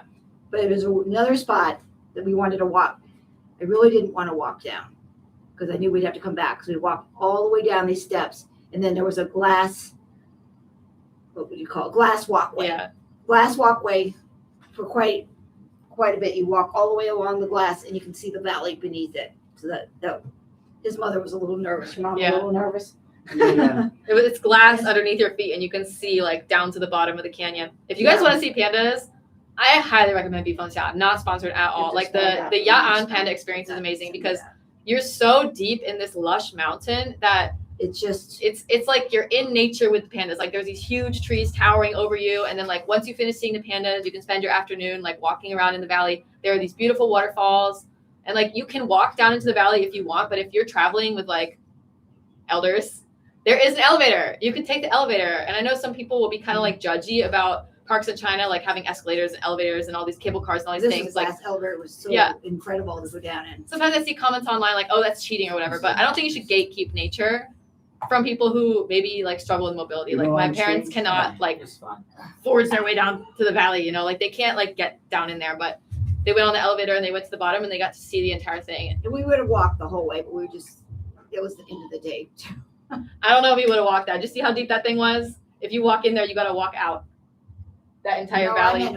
Once I was down there, I wanted to walk along there's a walking path on the bottom as well. Yeah, that was just beautiful. Yeah.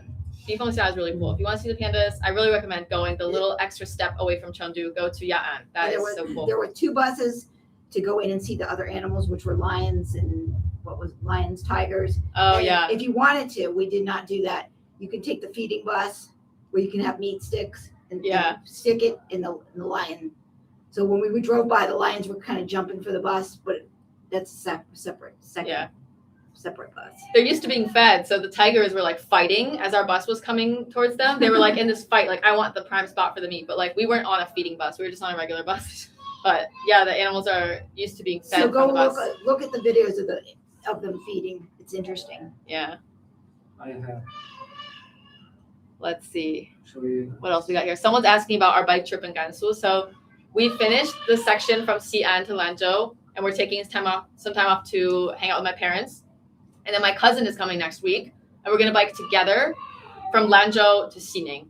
So that vlog is also going to be coming. We're going to bike from Lanzhou to Xining with my cousin and his fiance. Coming soon. Who came? He's the one that came last year for the wedding. Yes, my cousin Sean, who Ace John had like the epic bromance with. He is bringing his fiance, and we're getting them 2 more Yeah, you can't bikes. do that. And the 4 of us are gonna bike from Lanzhou to It's so Xining. much And fun. that's not something I would do with like the average person because No. it's very unpredictable. You know, you don't know what kind of things you're going to encounter on the road. Sometimes there's like rough hills, sometimes there's dirt roads, sometimes you arrive kind of late, sometimes it's hot. I wouldn't do that with like the average person, but Sean and his fiance have done bike tours before. They're the perfect couple to do it. They did a bike Yeah. tour through Virginia in like the dead of winter, so like Yeah. they are fine. So I'm really excited to go bike Cross with them. country ski everywhere. They Yeah, they're very outdoorsy, they're very mountain adventurous. bikes. And it was their idea too. Like my cousin was like, "Hey, can we join your bike tour?" And I was like, "What? Really? You want to join?" Like, yeah, we haven't had anybody join us at all the entire time because I just felt like it's like too much to try and like put someone through. I mean, it's very fun for us, but I think for like the average like recreational biker, they might think it's like overstimulating. But Sean asked to join, and I was like, "Yeah, you can join us from Lanzhou to Xining, and that should be one of the coolest sections of the whole route." So stay tuned. That's coming eventually. I know I'm slow to update. Okay, what other comments do we have here? Oh, I'm a little behind on the comments. Gotta go back. Someone says the pandas are spoiled. Yeah, the pandas are spoiled. They're spoiled.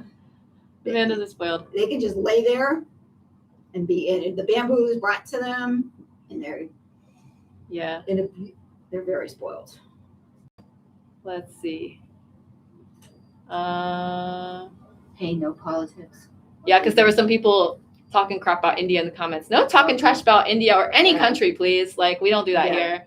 Stop. Yeah. Obviously, most of you all aren't, but I just go back a couple comments. I'm like, Someone says Lakma is the goat. It is. Sorry, I'm a little behind. Where's that leg, man? Lakma. Is the Lakma 好吃，他说。 Greatest of all time. Let Wow. me show up. the mother daughter. Someone asked me what my view of Chinese medicine. Will I bring my mom to experience it while I'm in China? I haven't actually tried a lot of Chinese medicine or like any medicine at all Well, in yeah, the past years I've been here because you have to. I feel like you should have like a problem that you're trying to solve. Which you need to tell them about the Tibetan caterpillar fungus. Oh yeah, we saw a caterpillar fungus market while we were traveling in Aba, and they were selling caterpillar fungus. They say it's good for your immune system. You have to go up how high? Yeah, like 4,000 meters. And you only can get like 8 in a day. Yeah, Like- these people would spend their whole day on It's the very slope small. hunting for caterpillar fungus, and you can only find like 10 of them per day, so they're really expensive. And we were thinking about it, but the thing about caterpillar fungus is like you don't just eat it once and have an effect from it. You have to eat it on a consistent basis to get like the immune benefits. And my parents will never ever find that for like the rest of their life, unless maybe you can buy it in the US, but it's probably hecka expensive. So we didn't try any caterpillar fungus, but It's small. It's very Yeah. small, and then they scrape it off. it looks just like a caterpillar. And I told them it was a fungus, but I think I hadn't made it clear enough. So we were wandering through the caterpillar fungus market, and then my father was like, "Are those things alive still, or did they kill them?" And I was like, "It's a fungus. It's not a caterpillar. It just looks like a caterpillar." Google caterpillar fungus. It really looks so much like a caterpillar, and then it has this brown thing coming out of it that sticks out of the dirt, and that's what they're looking for that they pick. Yeah, caterpillar fungus. But you have to get that black off. Or is it? Yeah, that black thing is what's poking up out of the ground, and that's what they're looking for. And the thing underneath it looks like a caterpillar. But it's so expensive. Yeah. So the thing about Was it some, expensive? yes, it's expensive because you only find 10 of them a day. So I love the concept, but again, you have to be consuming it on a consistent basis to get the effects, which I don't think is possible for my parents. But one thing I do want to take them to do is go to one of those like foot massage places, you know, 足疗. Like that's something that Astone and I do pretty regularly, and we took them last time and they liked that. So it helps like stimulate like the nerves in your feet. Or I can't do like the full explanation, guys. I'm sorry, but we like to do Is that Rockland? yeah. We like to do that on a regular basis, so we'll probably take them.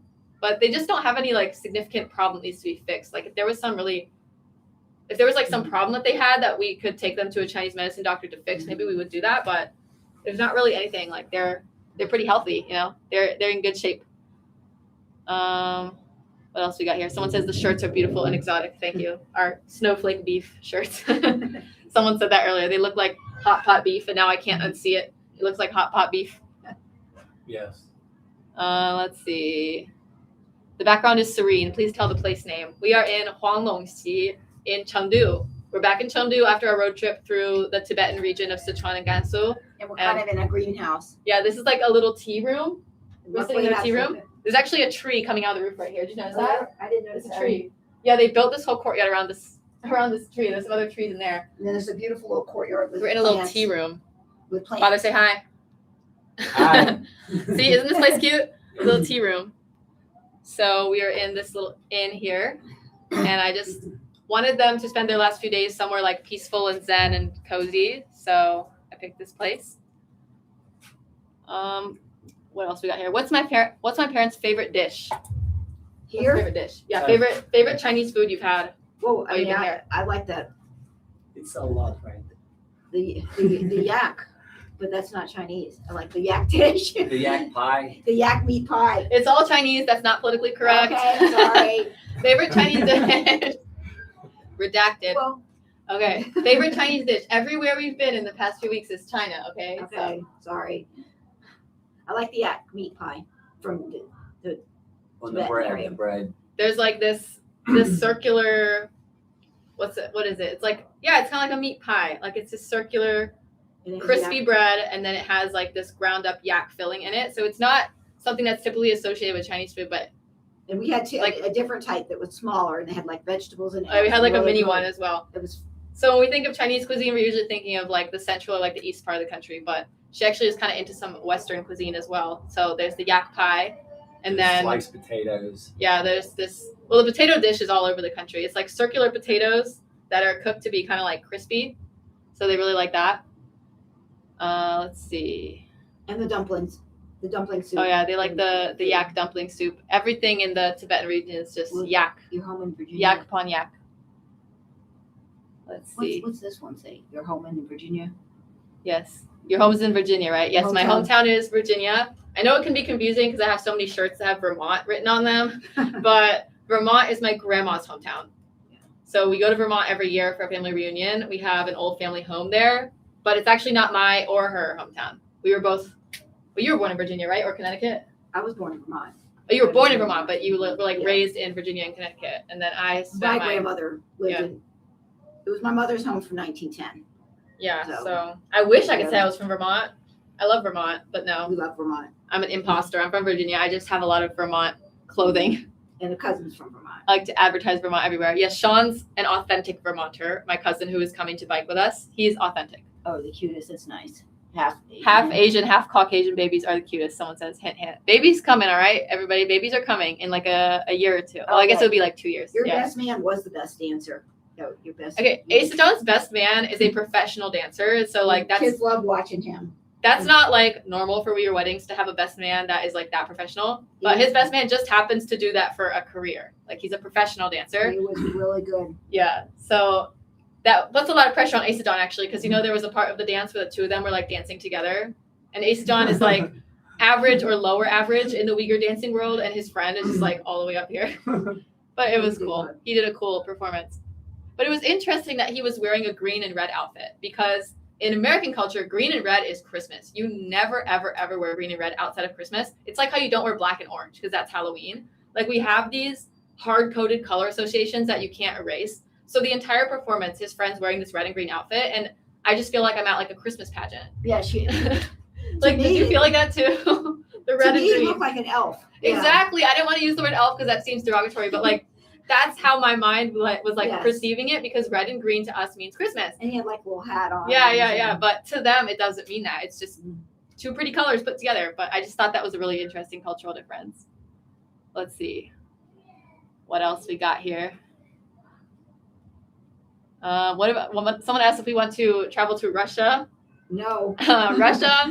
You know, something interesting about Russia is I just heard this, No. okay? I don't have substantiated evidence, but if you have a record of having traveled to Russia, it actually makes it harder for you to get a US visa. And we don't need anything to make it harder You're for not him going to Russia. to get a US visa. We don't need anything. Someone says his beard is throwing me off. I can't concentrate on what's being said. It's done likes his little beard. My handsome I boy. know. Let's They see. may not like it. Lots of people asking about babies. Guys, I promise we are like, unless I have some sort of like biological impediment, we are going to have kids. Like, I promise. I just love traveling. That's all. But I know I'm old and You're we not are. old. She thinks I'm not old because she had me at 37. I'm 31 right now.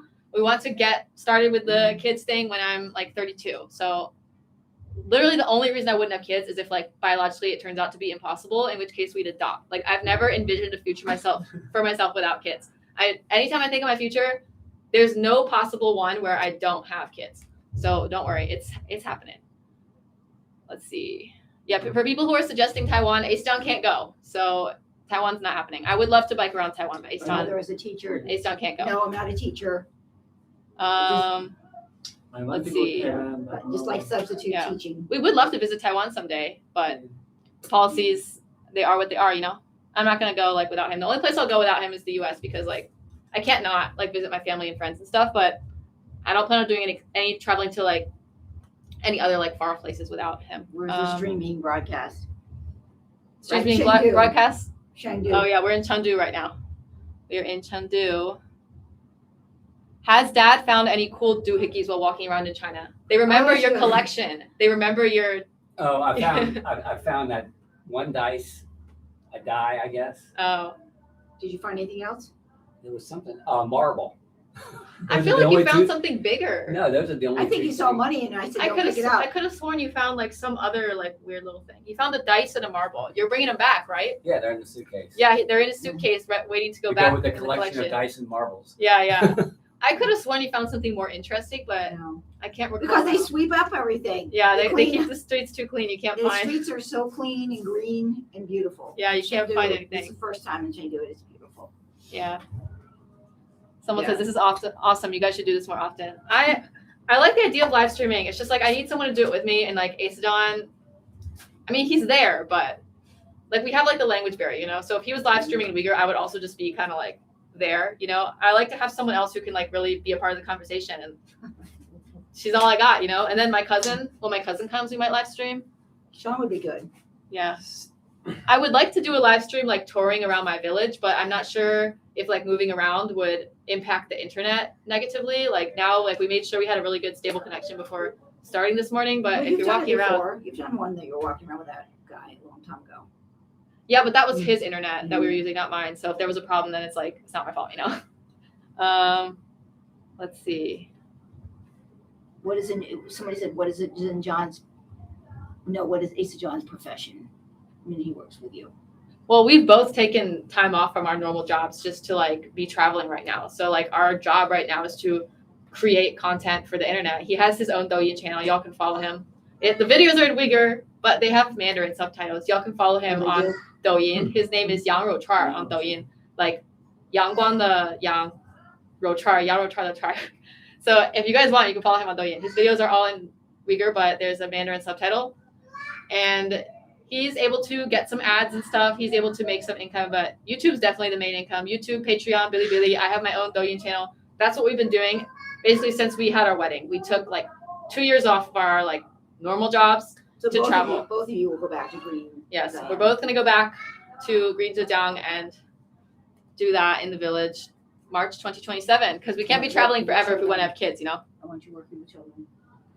Yeah, he was like coaching basketball and soccer for the kids in the village and stuff. That's so nice. His original job like way back was being like a sports teacher.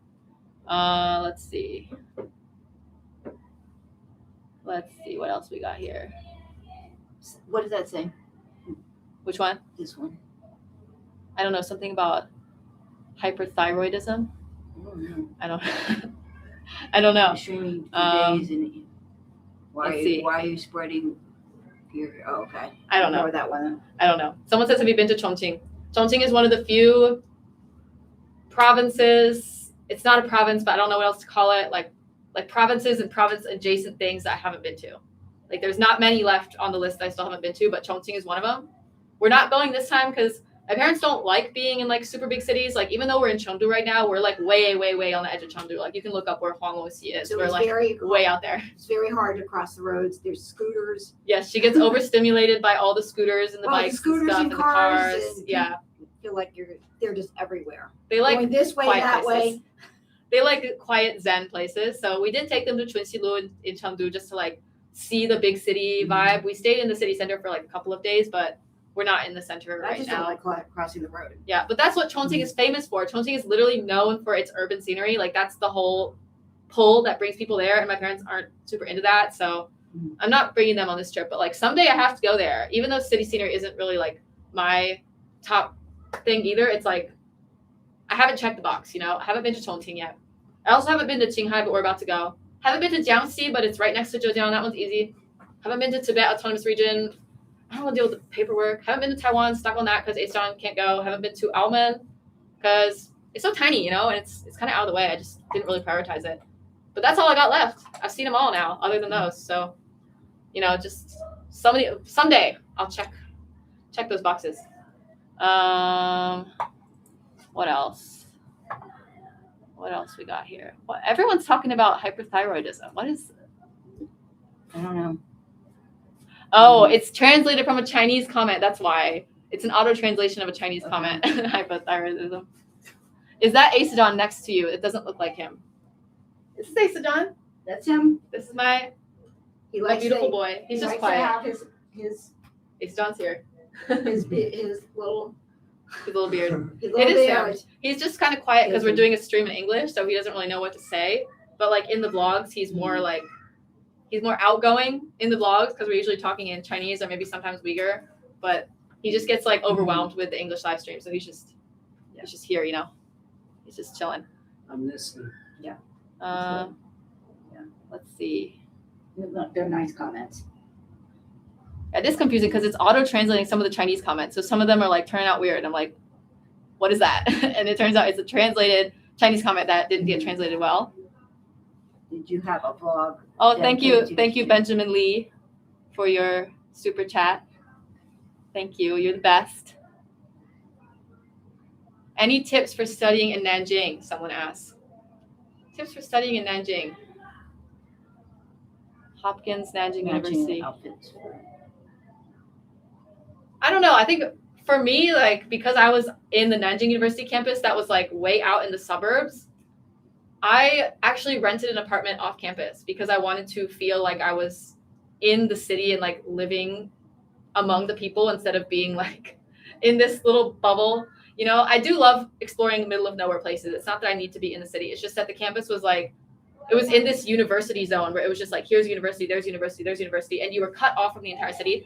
But I'm not sure where the location of the Hopkins one is. If you're in the city center, you'll probably really enjoy it. But the problem with the campus I was on, because I was studying engineering, so we needed labs. We needed these big lab buildings. So we were just out in this like middle of nowhere place surrounded by just other universities and nothing else. And I felt like I wasn't experiencing life in Nanjing. And that's why I actually rented a room off campus, which is very unusual to do in China. It's super common in the US. At my university in the US, all the grad students lived off campus because the dorms were so overpriced. And in China, it's the other way around. You usually live in the dorm and it's like weird to live off campus. I commuted in every day on metro, but it's because I wanted to feel like I was actually living in China and not in this like bubble. But it would depend on where your university is. That's my only advice. If your university is going to be in one of those places where you don't get to contact the city life and you're cut off, you should do your best to mix yourself up into society, So I really loved living off campus. I had a little gym membership. I go to the gym and like go have all these local restaurants and like I just wanted to be around people, So, well, obviously there's people in the university, but I want to be a part of life in Nanjing. Let's see. What is your long-term plan? Saw the vlog that failed to get a US visa for your husband. Well, a long-term plan is to stay in China. So that's actually causing a problem with Astone's visa. Like if our long-term plan was to live in the US, then I should go back to the US now, establish our life, and then get him a green card, and he would be able to come to the US on a green card. But the problem is we don't want to live in the US. We're actually very happy. In China, we're very happy. We love Hangzhou. We love our village. I love Hangzhou. Hangzhou is great. Her home is so cute. Yeah, we're living a great life in Hangzhou. Mm-hmm. That is our long-term plan. Yeah. Just stay in Hangzhou, or like We'll maybe have we'd children. move somewhere else in China. I think something really catastrophic would have to happen for us to like not live in China anymore. I just don't think that there's any benefit to me moving back to the US when I've been living abroad for almost 10 years, because people that I went to school with, they're, some of them are struggling to pay rent now and struggling in the job market. Anything. Yeah. They're in apartments. And these are people that were in the US this entire and they're time. A nurse. So a nurse or you take me, who's been living abroad for almost a decade, and I plot myself down in the middle of that. I have no advantage whatsoever compared with that. I should have just stayed in the US to begin with. So I'm not planning on moving back. You can never say never, you never know for sure what's going to happen, but it's not our plan to move back to the US.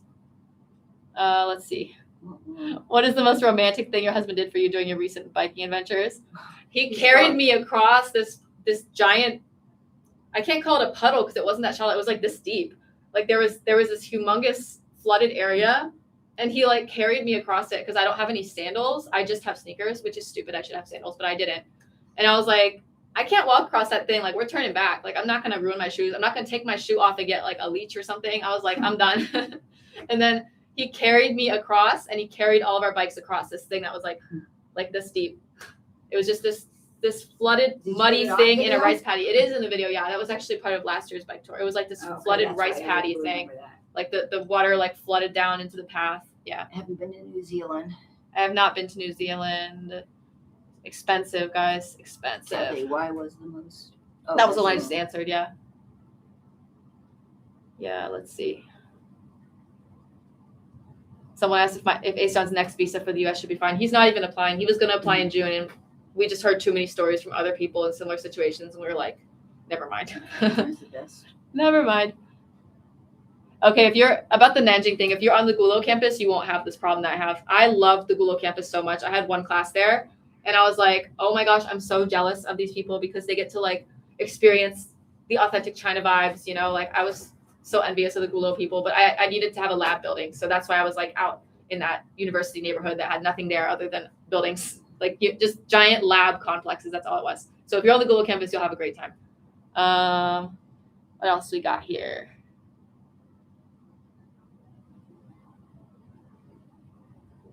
Sorry, but I'm going through the comments. A lot of people are talking about the Chengdu Greenway.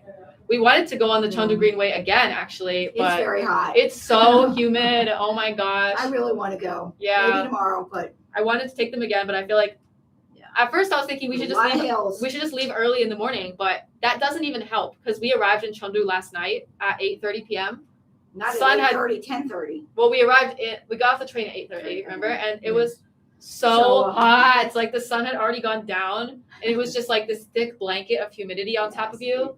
So I was like, dang, I don't know if I'm going to be able to take them on the Greenway again. It's too There was a humid. big thunderstorm this morning. Yeah, and I thought that might help with the humidity, but it's just still humid. Like before the rain, humid. After the rain, humid. Thank you, Ting Wong, for your donation. You're the best.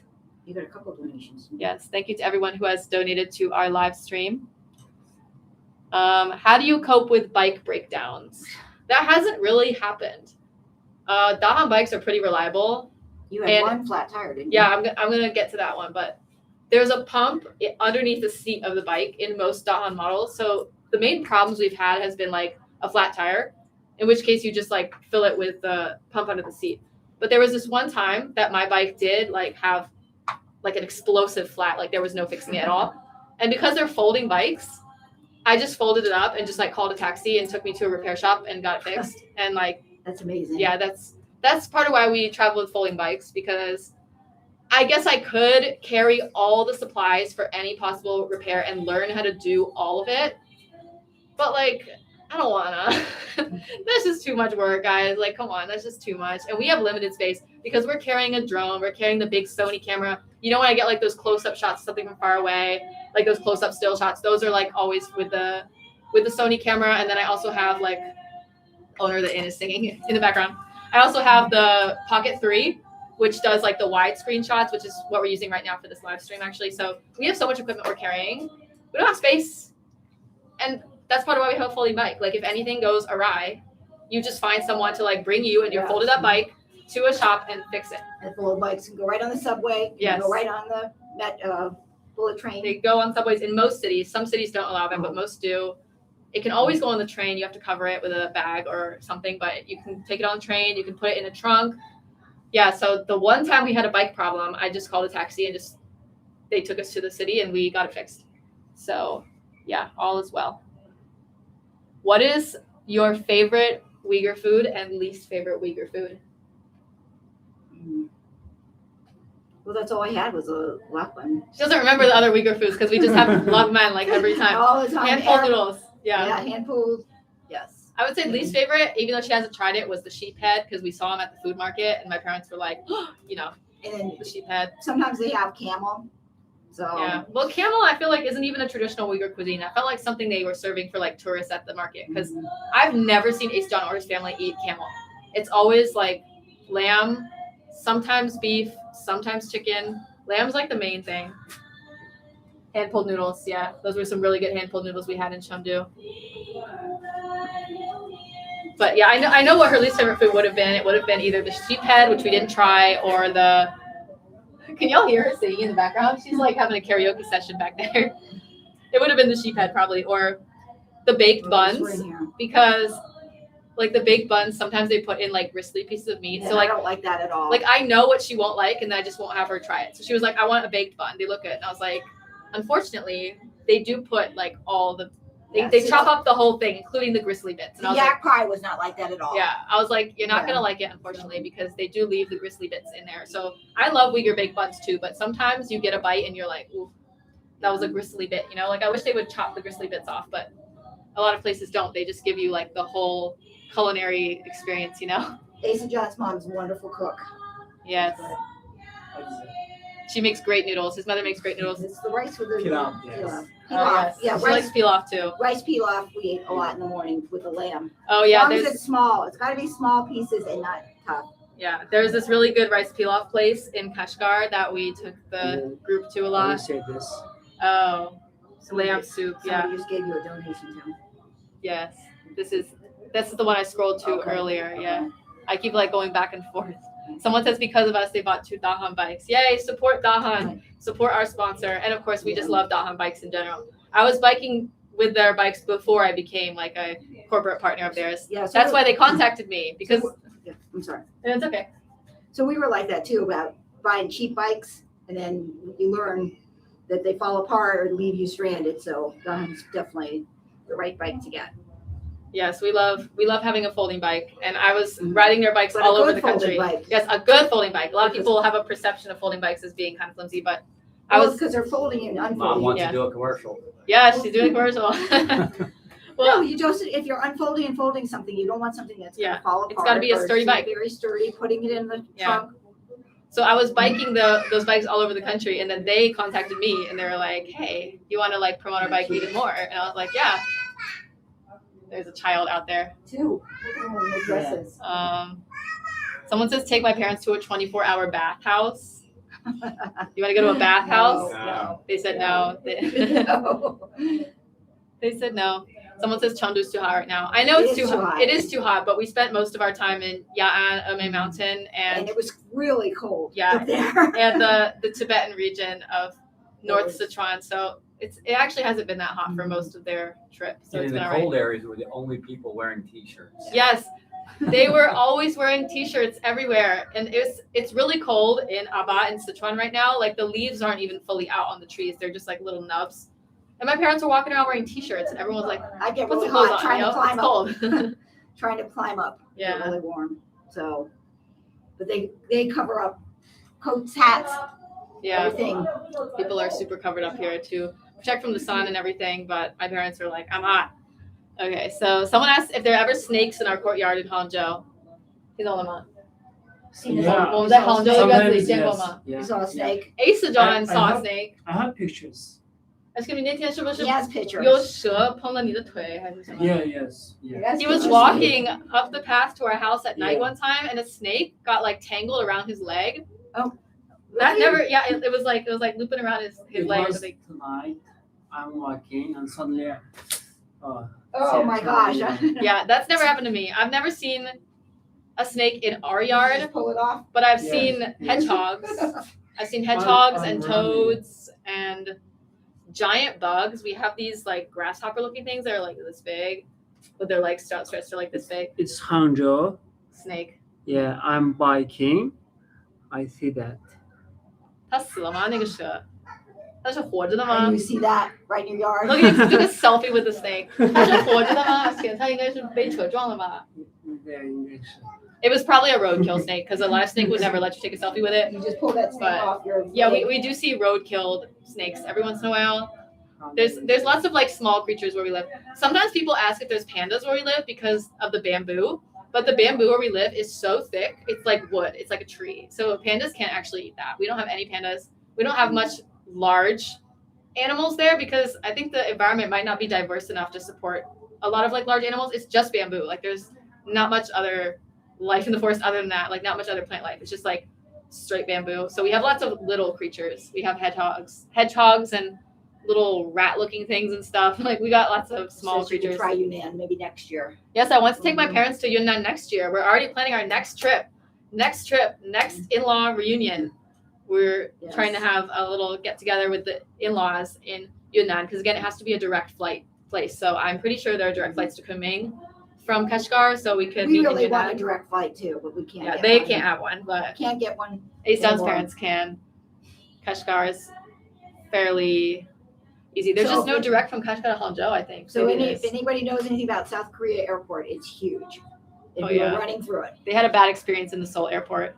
They thought they had enough time for a leisurely dinner in between flights. But how many miles did you guys walk that day? Well, we had the flight ended up getting delayed by Yeah, the flight was delayed. over a half an hour because they had to clean the plane. Oh, It was a long walk to get to yeah. to the layover plane. They spent their whole layover just walking through the giant Walking Seoul through. airport. I was proud of them though, because they used to say like they don't want to layover in any other country other than their destination. So layover in China or layover in the US. And then they got over it and they decided to do a layover in Seoul and then they had a terrible experience. And I'm like, It wasn't terrible. Oops. The You guys airport- didn't have dinner. time to get anything to eat or you guys drink. didn't get to have was- dinner. The airport was beautiful. It looked like a huge mall in there. Yeah. And there was cars, all these cars carrying people. Sounded like Disney World. Yeah. If anybody knows. Let's see what other comments we Picky got eater. here. All right, so we got a couple comments about provinces and regions of China we haven't visited yet. So I mentioned it earlier in the stream, but y'all might not have heard. So the ones I haven't been yet is Chongqing, which it's not a province, but I know there's so many different like categories of things. There's provinces, there's autonomous regions, there's whatever Chongqing is. I don't even know what that's called, like an autonomous like city or something. We haven't been to Chongqing. We haven't been to Tibet Autonomous Region. We've just been to Tibetan prefectures in other provinces, and they're awesome, minus the bureaucratic mess as well. So highly recommend. But I'll have to go to Tibet Autonomous Region someday just to check the dang box, you know, like one of these days I'll get there. Why But don't you get your visa back? It's just like- it's just like such a bureaucratic, like confusing thing. And then we haven't been to Qinghai, but we're about to go to Qinghai. We're gonna bike from Lanzhou to Xining with my cousin next month. And then we haven't been to Jiangxi, but Jiangxi's right next to Zhejiang, so we could go at any time. I just haven't for whatever reason, but that one's really easy to do. We haven't been to Taiwan. Taiwan is tough because Astone can't go, so I don't know about Taiwan, but maybe I could like Yes. have a layover there on the way to the US or something. I don't know. There's also Almen. Oh, it's called Macau. Sorry, it's called Macau in English, I guess, and Almen in Chinese. I haven't been there either, but it's so small. You know, it's like the teeniest little thing, and I don't know. It hasn't been high on the priorities, but someday I gotta check that box. But that's all we got left. We've hit all of them, other than those. Look at that. Your mom collects all these knickknacks. They Knickknacks. can't bring them any home. She does collect knickknacks. She got a few little keychains and stuff, So but just for this time, I basically bought a purse and some Yeah. other stuff. she's But running I out got a lot. of space. We got a lot. My living room is all set up with stuff from other Yeah. countries, and so I'm holding off. She's running out of space for We knickknacks. also did only carry-on luggage. Yeah. So it's made it a little bit. Catherine's good and gets us a washing machine and stuff. They're worried about losing their checked bag. Or it's just a Which- pain, yeah. It happened to me one time. It was during COVID, and the airport in Germany did lose my bag. They did get it back to me, but it took a while. And that incident like scarred them. So they don't want to do any checked luggage. So they just bring like their little carry-on suitcase. They only have a few clothes. We gotta like keep finding hotels with washing machines, and they don't have much space for knickknacks. Yeah. And I don't need. Another thing with the knickknacks is like a lot of places will sell like similar stuff over and over again. So to find like really unique curated knickknacks, like you do have to kind of go out of your way a little bit. And I saw some places in this town we're staying in right now. We're staying in Huanglongxi ancient town in Chengdu. So maybe we can poke around here because their trip's almost over. So they won't have to like lug it with them the whole way. So they could, Just something small. Maybe get something, So yeah. I'll get something for her. she loves knickknacks. I think this is Yeah. probably a good place to get one though, because now our trip's almost over. So they're not going to have to carry the thing with them the whole way. I actually got more things than she did. I got some cool little posters when we were in the Tibetan region in Sichuan. I got some cool little Tibetan posters. So yeah, I've gotten more things than they have. I'm always looking for collections for my wall hangings. Let's see. What else we got here?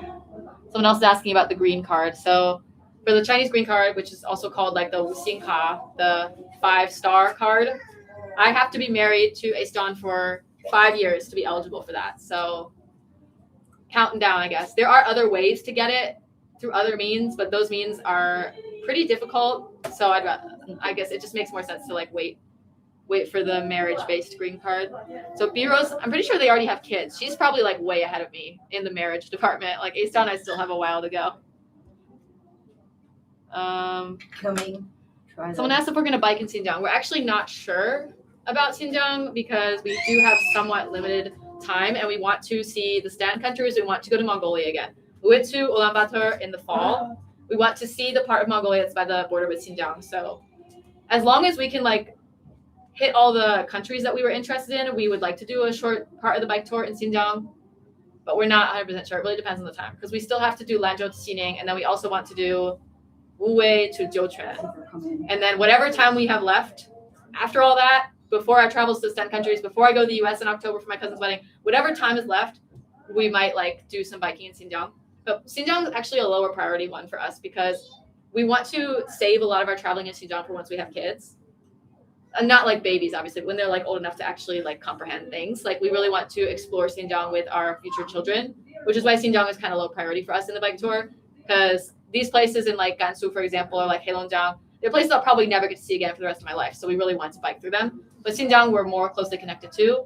So we want to do more trips with his sisters, with his parents, with our future kids. So Xinjiang is kind of low priority for the bike tour. Like we'll see. We're not sure. You're asking about Eliza, if Eliza's going to come. Let's see.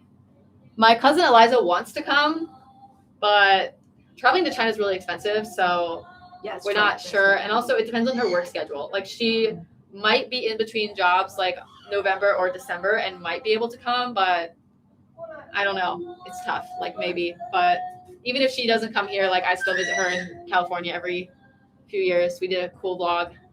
We did that cool vlog in San Francisco, and I visited her last year as well. I don't think we made a vlog though. I can't even remember. I don't think I made a vlog about it. Let's see. Someone says Chongqing has a lot of nature outside the city. I know it does, but Chongqing also has a lot of hills. My parents don't like hills, so I will definitely go to Chongqing someday. But I think for this trip we can't quite cram it in. North Carolina, yes. People love our matching shirts, our hot pot beef shirts. Gift from the in-laws. Her aunt lives in North Carolina in Raleigh. Yes, we have family in North Carolina. And what's interesting about like clothes in Xinjiang is that it's very common for them to get clothes tailored, which isn't really a thing that we ever do. Like, when's the last time you tailored an outfit? Well, like your wedding dress or something, probably. We just don't really tailor clothes I can't say in the US because maybe some people do, but I don't know anyone who does it. I've never seen anyone do it. It's probably like too expensive, I guess. I don't know the reason. We just don't tailor clothes, but they do it in Xinjiang. So they will buy fabric, like buy this fabric, and then she already has our measurements because of the wedding. So she went and got these shirts made using our measurements. And after mine, Astone's wedding, we were gifted like a bag, like this big, it looked like Santa's sack, full of cloth. People gave us so much cloth to go and make clothes with. And some we've already used, and some we haven't even like gotten to yet because I haven't been in Xinjiang that much since. Yeah, I know they used some of it. Like we just haven't been there like a long enough time to like sort through it and be like, I want to make this into that and this into that and stuff. When Catherine was getting married, they said the mother and the daughter wear the same dress. So I said, just make sure it's a bright color, not orange or red. I wanted like blue or green or purple. And it turned out to be purple. And the dress was done the day before the wedding. Yeah, they tailored it kind of last minute, which was crazy. In the US, you have to do everything like months and months and months in advance, but not in It Xinjiang. turned out very pretty. Yeah. Because it doesn't have a zipper, I think. Yeah, and I kept asking his parents, I was like, shouldn't we tailor the clothes now? We're going to run out of time. And they're like, no, it's too early. I was like, it's 3 days from now. The dress was very heavy. It was covered in sequins, that's why. Well, no, it was more than sequins. It was like these chunks of little rhinestone things. It was covered in People rhinestones. said, what dress are you going to wear? And I'm like, that's the least of my Yeah, problems, what dress I'm going to wear. fun It was times. very pretty. The mothers matched, yes. Yes. But she mentioned something to me that I hadn't even thought about at the time, which was that American weddings, everyone tends to like match, like you have a color scheme you're going for. But then in this case, his family had been like, okay, so they can't have the same dress color as you because you're the bride. They can't have a similar color to Astone. They can't have a similar color to the bridesmaids. They have to have their whole other color. It was like everyone had to have like their own distinct color. And then in the end, it created like this really clashing color palette that was like Her bridesmaids pretty were crazy like looking, tie-dye yeah. blue. Yeah, the bridesmaids were wearing a pattern similar to this, but it was blue and white. And then me and Astone, I was wearing red and he was wearing like a gold kind of color. Yeah, so all the colors were like clashing. So to the American aesthetic, it was like kind of an eyesore, but Uyghur weddings are just very colorful. It was just unusual. It was Yeah. fine. It was very colorful. It Yeah. definitely was different. What preference did you and Astone have for your first kid, boy or girl? Any names picked out? I have a preference, girl. She wants a girl, yeah. I would ideally like a girl and a boy, but I would prefer the girl to come first, so that I know for a fact that I got a girl. Because if you have a boy first, then it's like, what if I end up with 2 boys? Which is nothing wrong. I'm not trying to like whatever, but I just would really like to have like at least one girl. So I prefer the first kid to be a girl, so that I know that I like got it, you know. But he would prefer the first kid to be a boy, so he knows he got a boy. So it's just like, I don't know. 来 ask him 他问了我们未来的孩子叫什么名字 girl, sorry. She wants 2 girls. I want one of each. I want one of each. 他们问我们未来孩子叫什么名字，你告诉他们吗？ They sound shy. You sound nice. They sound shy. She can't even pronounce the names we picked for our I've got future it in my children. notes. She can't pronounce the names. We chose Uyghur names for our future I've got it in children. my notes. Do you remember? Do you remember his name? You're putting me on the spot. I got it. You right? She can't I pronounce. know it She can't starts with a pronounce boy the starts names. with an M. Yeah. If boy, Mirza. Mirzat. If girl, Hazlia. Pezlia. Yeah, we picked the names out like Pezlia ages and ago. Mirzat. Tesla. Pezlia. Yeah. They struggle with the Eliza in pronunciation. there a little bit. They struggle That's with just the gonna make me pronunciation, but think of Paisley on the Addams Family. yeah. Well, it can be shortened to like Leah or You have to something. put it in my notes, Pezlia. Yeah. We tried to pick names that sound good in English, Chinese, I and like Uyghur, Pezlia. which is kind of hard actually. Emei. Because there are Yeah. some Uyghur names that like they sound good in Uyghur, but then if you like write them out in English letters, people will pronounce them wrong. Like we have this friend whose name is Dilshat, but then if you spell it out in English, people would pronounce it Dilshat, which is like not okay, you know. So like Yeah. some names we had to eliminate because they didn't sound good when they turn into like a Mandarin pronunciation. Like his name Asa John becomes like Aisa Jiang in Mandarin. You know, we needed a name that sounds good in Mandarin, sounds good in English, and sounds good in Uyghur. So I think these are pretty decent, honestly. These are pretty decent names. Will Will we raise our kids in China or the US? The plan is China, unless something like really catastrophic happens. Again, you can't say 100% what your future plans are, but our plan now is to raise them in China, yeah.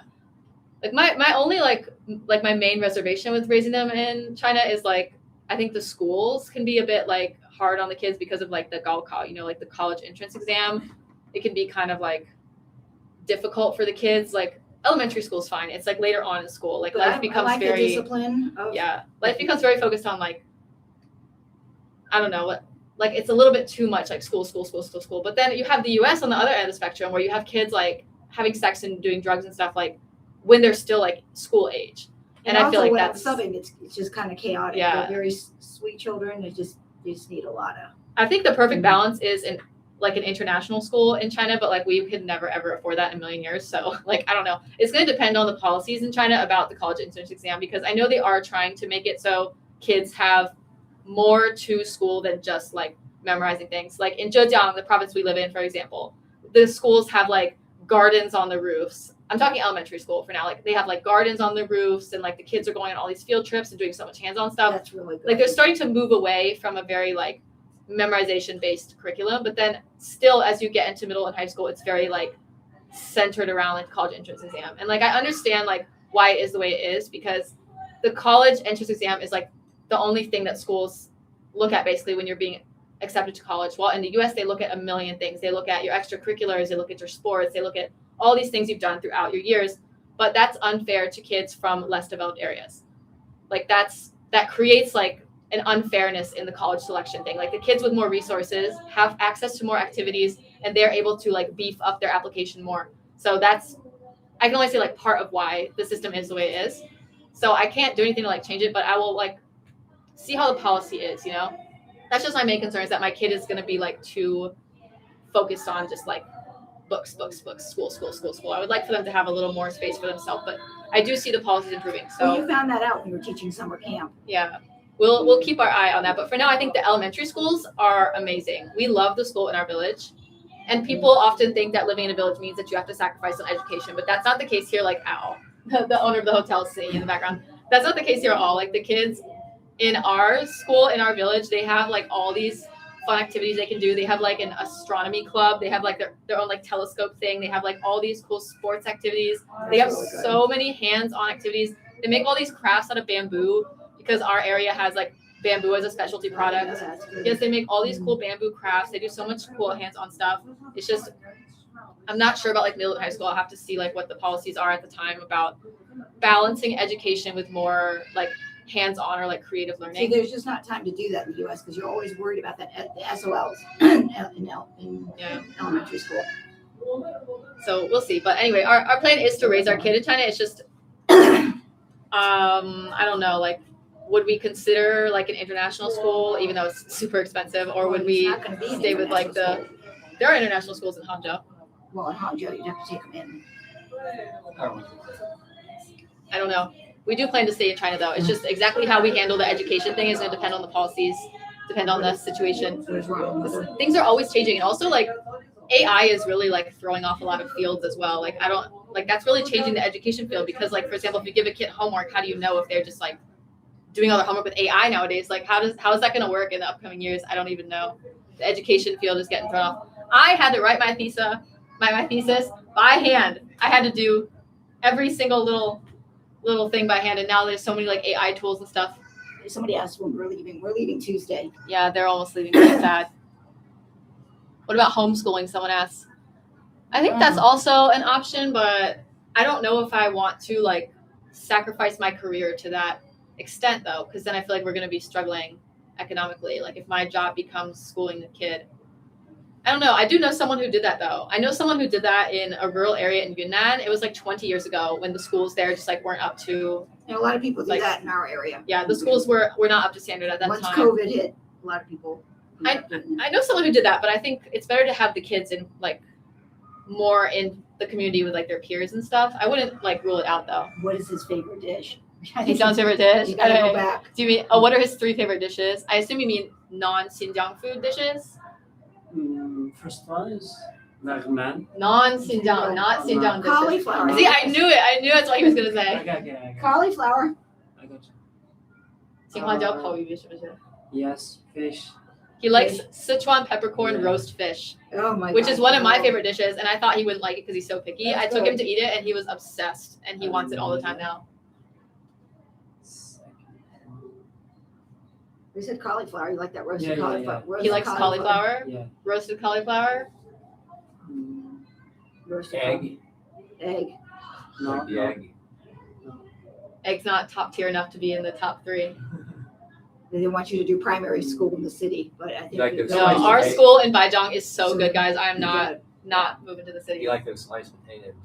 Yeah, he likes potatoes. Long.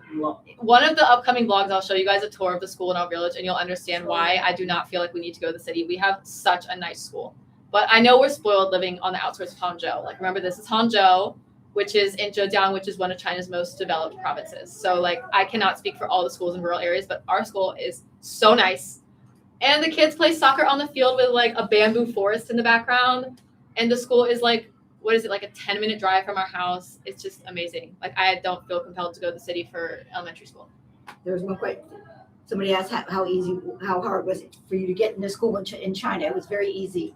Oh, grad school. Yeah, grad school for foreign Could you- students. could Well, you- that was like 10 years ago, but it wasn't that difficult because they wanted more foreign students. But you did something. What'd you do? You did a speech. She went Well, down- I won like this competition. It was a speech competition in Chinese, and I won the competition, and the prize was a scholarship to Nanjing University. or $1,000, and I'm like, take that, and you're like, I don't remember the money being an option. there was some money. Was in there it. really? No, I don't Yeah, remember. I said- yeah. At first you said you were taking the money, and then all of a sudden Yeah. you changed your mind. Oh, I have zero recollection And of the then money. they held it. I said, you can't go anywhere. You're going to be going to United States College for another year. And she goes, they'll hold it for a They year. waited, yeah. They So waited. I won a scholarship, but the scholarship doesn't just like automatically like deposit you at the school. Like I had to go and do it was like an interview type thing. Like I had to go to the school and like meet with different professors and like I find remember that. an advisor. And you had to take all those Mandarin tests. Yes, I had to take the HSK and pass HSK 5. So we and had to then- take you all the way to William and Mary because you Yeah. didn't want to do the written one. Yeah, I never learned how to write characters because like it just takes so much effort, you know, and now in this modern day and age, you don't have to be able to handwrite anything. I don't even write in English anymore. So we went all the way to this other city to do the computer test. So I had to do the HSK test, get a 5 or above, and then I had to go to Nanjing University, find an advisor and a lab that was like aligned with my interests or whatever. But it's definitely a lot easier to get into Nanjing University as like a foreign undergrad, like someone who has a foreigner with a bachelor's degree than it is to go the other way.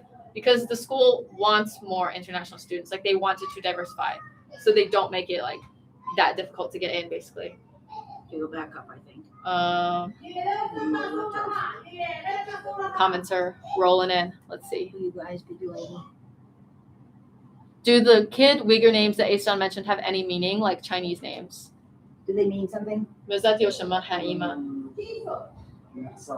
Murzat, does it mean something? That it's like king. Oh, like King Murzat. Mer 是什么意思？ I don't know. They don't have a clear-cut meaning. It's like if you dig into like the etymology of it, you can find something somewhere, but it's not like a word that's used on everyday basis. I would say it's similar to English. Like there are names like Rose, for example, which means rose, but then there are also names like my name, which you'd have to dig really deep into the etymology to figure out like where the name Catherine came from. So there are names in Uyghur that mean certain things. Like some people have names that are maybe like a flower, or like there's the name like freedom or whatever. Like there are some names that mean something, but I think most of them, they're not commonly used words. We picked these names because I like them. They sound nice. He likes them. I like them. And That's good compromise. as I mentioned earlier, they sound good in Mandarin and in English, which is, it's hard actually to find a Uyghur name that sounds good in all the languages. Let's see. I heard Uyghur names are very long. How long is Ace John's name? Ace John's name is, if you change it into Chinese, it's 7 characters. I saw down. Oh, I can't count. What is that? 8. His name is 8 characters, which is really long. Our kid's name would be 6 characters. And the average Chinese name, if you're not familiar, is 2 to 3 characters long. So his name is super long. So Catherine's not going with any middle names. No middle name for our kid. She asked, do I want to give our kid an English middle name? Because otherwise I'm like erasing their heritage or whatever. No, Because I just asked. yeah, but other people have asked that too, though. They've been like, oh, you're erasing your And child's I understood, heritage. But and I understood why. if you give your kid a middle name, then their name becomes so much longer. Like my name, for example, is too long. Are you hungry? It's a pain when I do Yes. banking paperwork. We're finishing. We'll Yes, go we're- until like 12 or so. Asa John's hungry. My Let's boy's wrap up. hungry. Asa's Wrap up. hungry. Father also hungry. We can finish at 12. We're going real quick. So we didn't want to give our kid a middle name because it would stretch their name out too long. Like my name is so long that when I take planes, oftentimes my name can't even fit on the ticket in China. And then I have to go to this special window and get a stamp, like to approve See if you can get the little girl. the name that's not fit on there all the way. No, we're trying to wrap this up. I So know, it would be cute. are you going to come participate for the last 5 minutes? It's almost 12. Are you going to come over Father. here? No, not if you're going to be asking me direct questions. I won't ask you any direct questions. You can just sit here. Yeah, just sit over here. We're on our last 5 minutes. Ace All right. John. Ace John is Ace John. hangry. Ace John's hangry. Here, father has come. So if you guys have a Your question for husband? him, What does it say? Your husband is from an ethnic.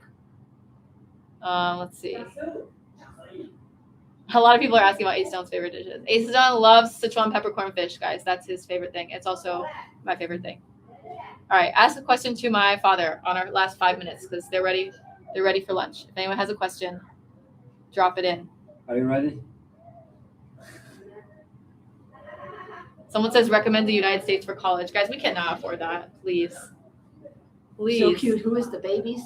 Who are the babies? Oh, they must be. Oh, we're at an inn right now. We're at an inn in Huanglongxi, this ancient town on the edge of Chengdu, and I guess they're guests staying here. What did there are your kids father running do for around. work? Do you want to explain what you did for work? What did I do for work? Yes. A civil engineer for a land development company, subdivisions and shopping centers. And you look like your dad. Someone says we look like each other. Yeah, they always say that. Want to buy an electric car, someone says. We want to buy a hybrid, actually, because the problem with electric cars is that they do lose power if they're sitting there for a long time not being driven, and I don't plan to drive every day, even when we do have a car. So, like, if it's really hot, it loses power. If it's really cold, it loses power. But we also don't want, like, just a gas car either. I like the idea of being able to, like, charge it right from your home, but we want to buy a hybrid. What does your father like to eat in China? Tell them your favorite dish. Black leg? Well, I like the noodle dishes. And pulled Uyghur noodles. Yeah. Everyone loves them. You can never fail with the Uyghur noodles. What's your favorite thing? Sauteed vegetables. I wasn't a big fan of the hot pot. Yeah, they think hot pot's too much work because you have to like pull every single. And I don't know what thing. to eat. Some things are in there for flavor and not to eat. Yeah. Oh yeah, they get confused by that because we don't get the spicy hot pot. We get the one that's like a mushroom soup or like a yak soup or whatever, and there are all these things floating in there for flavor. like pieces of ginger, for example, or there's like these big chunks of like garlic and stuff. So in the US, everything on your plate can be eaten. But in China, you actually do have to discern like, oh, you're not supposed to eat that. You are supposed to eat that. Or like mushroom hot pot. Some of the mushrooms are in there just for flavor. They've been boiled to the point where they are just like a piece of foam, you know, like you don't actually want to eat them. But they can't tell which things are food and which things are flavor. And they find that tiring, which I understand, honestly. I get it. But the soups that have been produced from these hot pots have been so good. The soups have been amazing. What does your father think about the engineering future in China? Oh, features, they said. The infrastructure. Like, how do you feel about the infrastructure here that people want to know as a Well, civil one thing engineer? I've noticed is they can build things a lot faster. Probably pave a road in 2 days where it takes us a month. Yeah. And we love the bullet train. Yes, the bullet You know, train. just- Love that bullet train. to go to Vermont is a 12-hour drive. We'd love to have it to be 4. Yeah. Yeah, the transportation seems to be way ahead of us. Let's see. Do we have any other? Nice to see moms and pops overcame their travel fears. They We said. still have them. It's okay. They've gotten a lot better. As I said, they're already planning the next trip. So I'm trying not to think about the flight home until Yeah. the day before. yeah, When you keep me up all night. yeah, they don't like flying, but I mean, everybody hates Well, it's hates not flying, the but flying part. It's So the logistics. Yeah. Somebody asked what our favorite part of China. We like all the mountains. That's our favorite thing.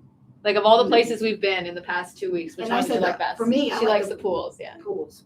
she likes Jiuzhaigou. Which one did you like best of all the places in the past 2 weeks? Probably that day too, the pools Yeah. and the hiking. Jiuzhaigou's a winner. They love Jiuzhaigou. Yeah. So It was just one Yeah. spot to another spot. It was very set up very nicely. yeah, So- beautiful blue pools. Okay, let's finish. All right, we're gonna have to go because they're ready for lunch. So, Where is somebody you want to visit in China? oh, someone says take them to Guangxi and Guilin. Please Yeah. consider doing these. One more question. All right, Go what's ahead. the most impressive thing you saw in China? This is our last question. Most impressive thing you saw? These are the tough questions. Her I don't wedding? know. I thought the Panda Park was pretty impressive. Catherine's wedding was pretty impressive. That doesn't count. That was last time. No. Yeah. The pandas, yes, the pandas were it was just perfect. Oh, fun Yeah. fact about pandas, by the way. They're always portrayed as being black and white in like stuffed pandas and cartoon pandas and stuff. But in real life, they're always like rolling around in the dirt. So they're kind of like an orangey color. So if you go see the pandas in real life, you might be surprised that they are not pure white. You'd have to like take them to get washed every day, you know? They can only do that with the babies. So the babies are like super white, but then like the older they are, the more like orangey they become because they're rolling around. Yeah, we gotta go. All right, it's time All to right. go, everyone. Thank you for watching. It's been a lovely experience. Mm-hmm. Maybe we'll live stream again sometime when my cousin is here. Hopefully we can do another one. Goodbye, everyone. Goodbye. Bye. Thanks for joining. How many people came?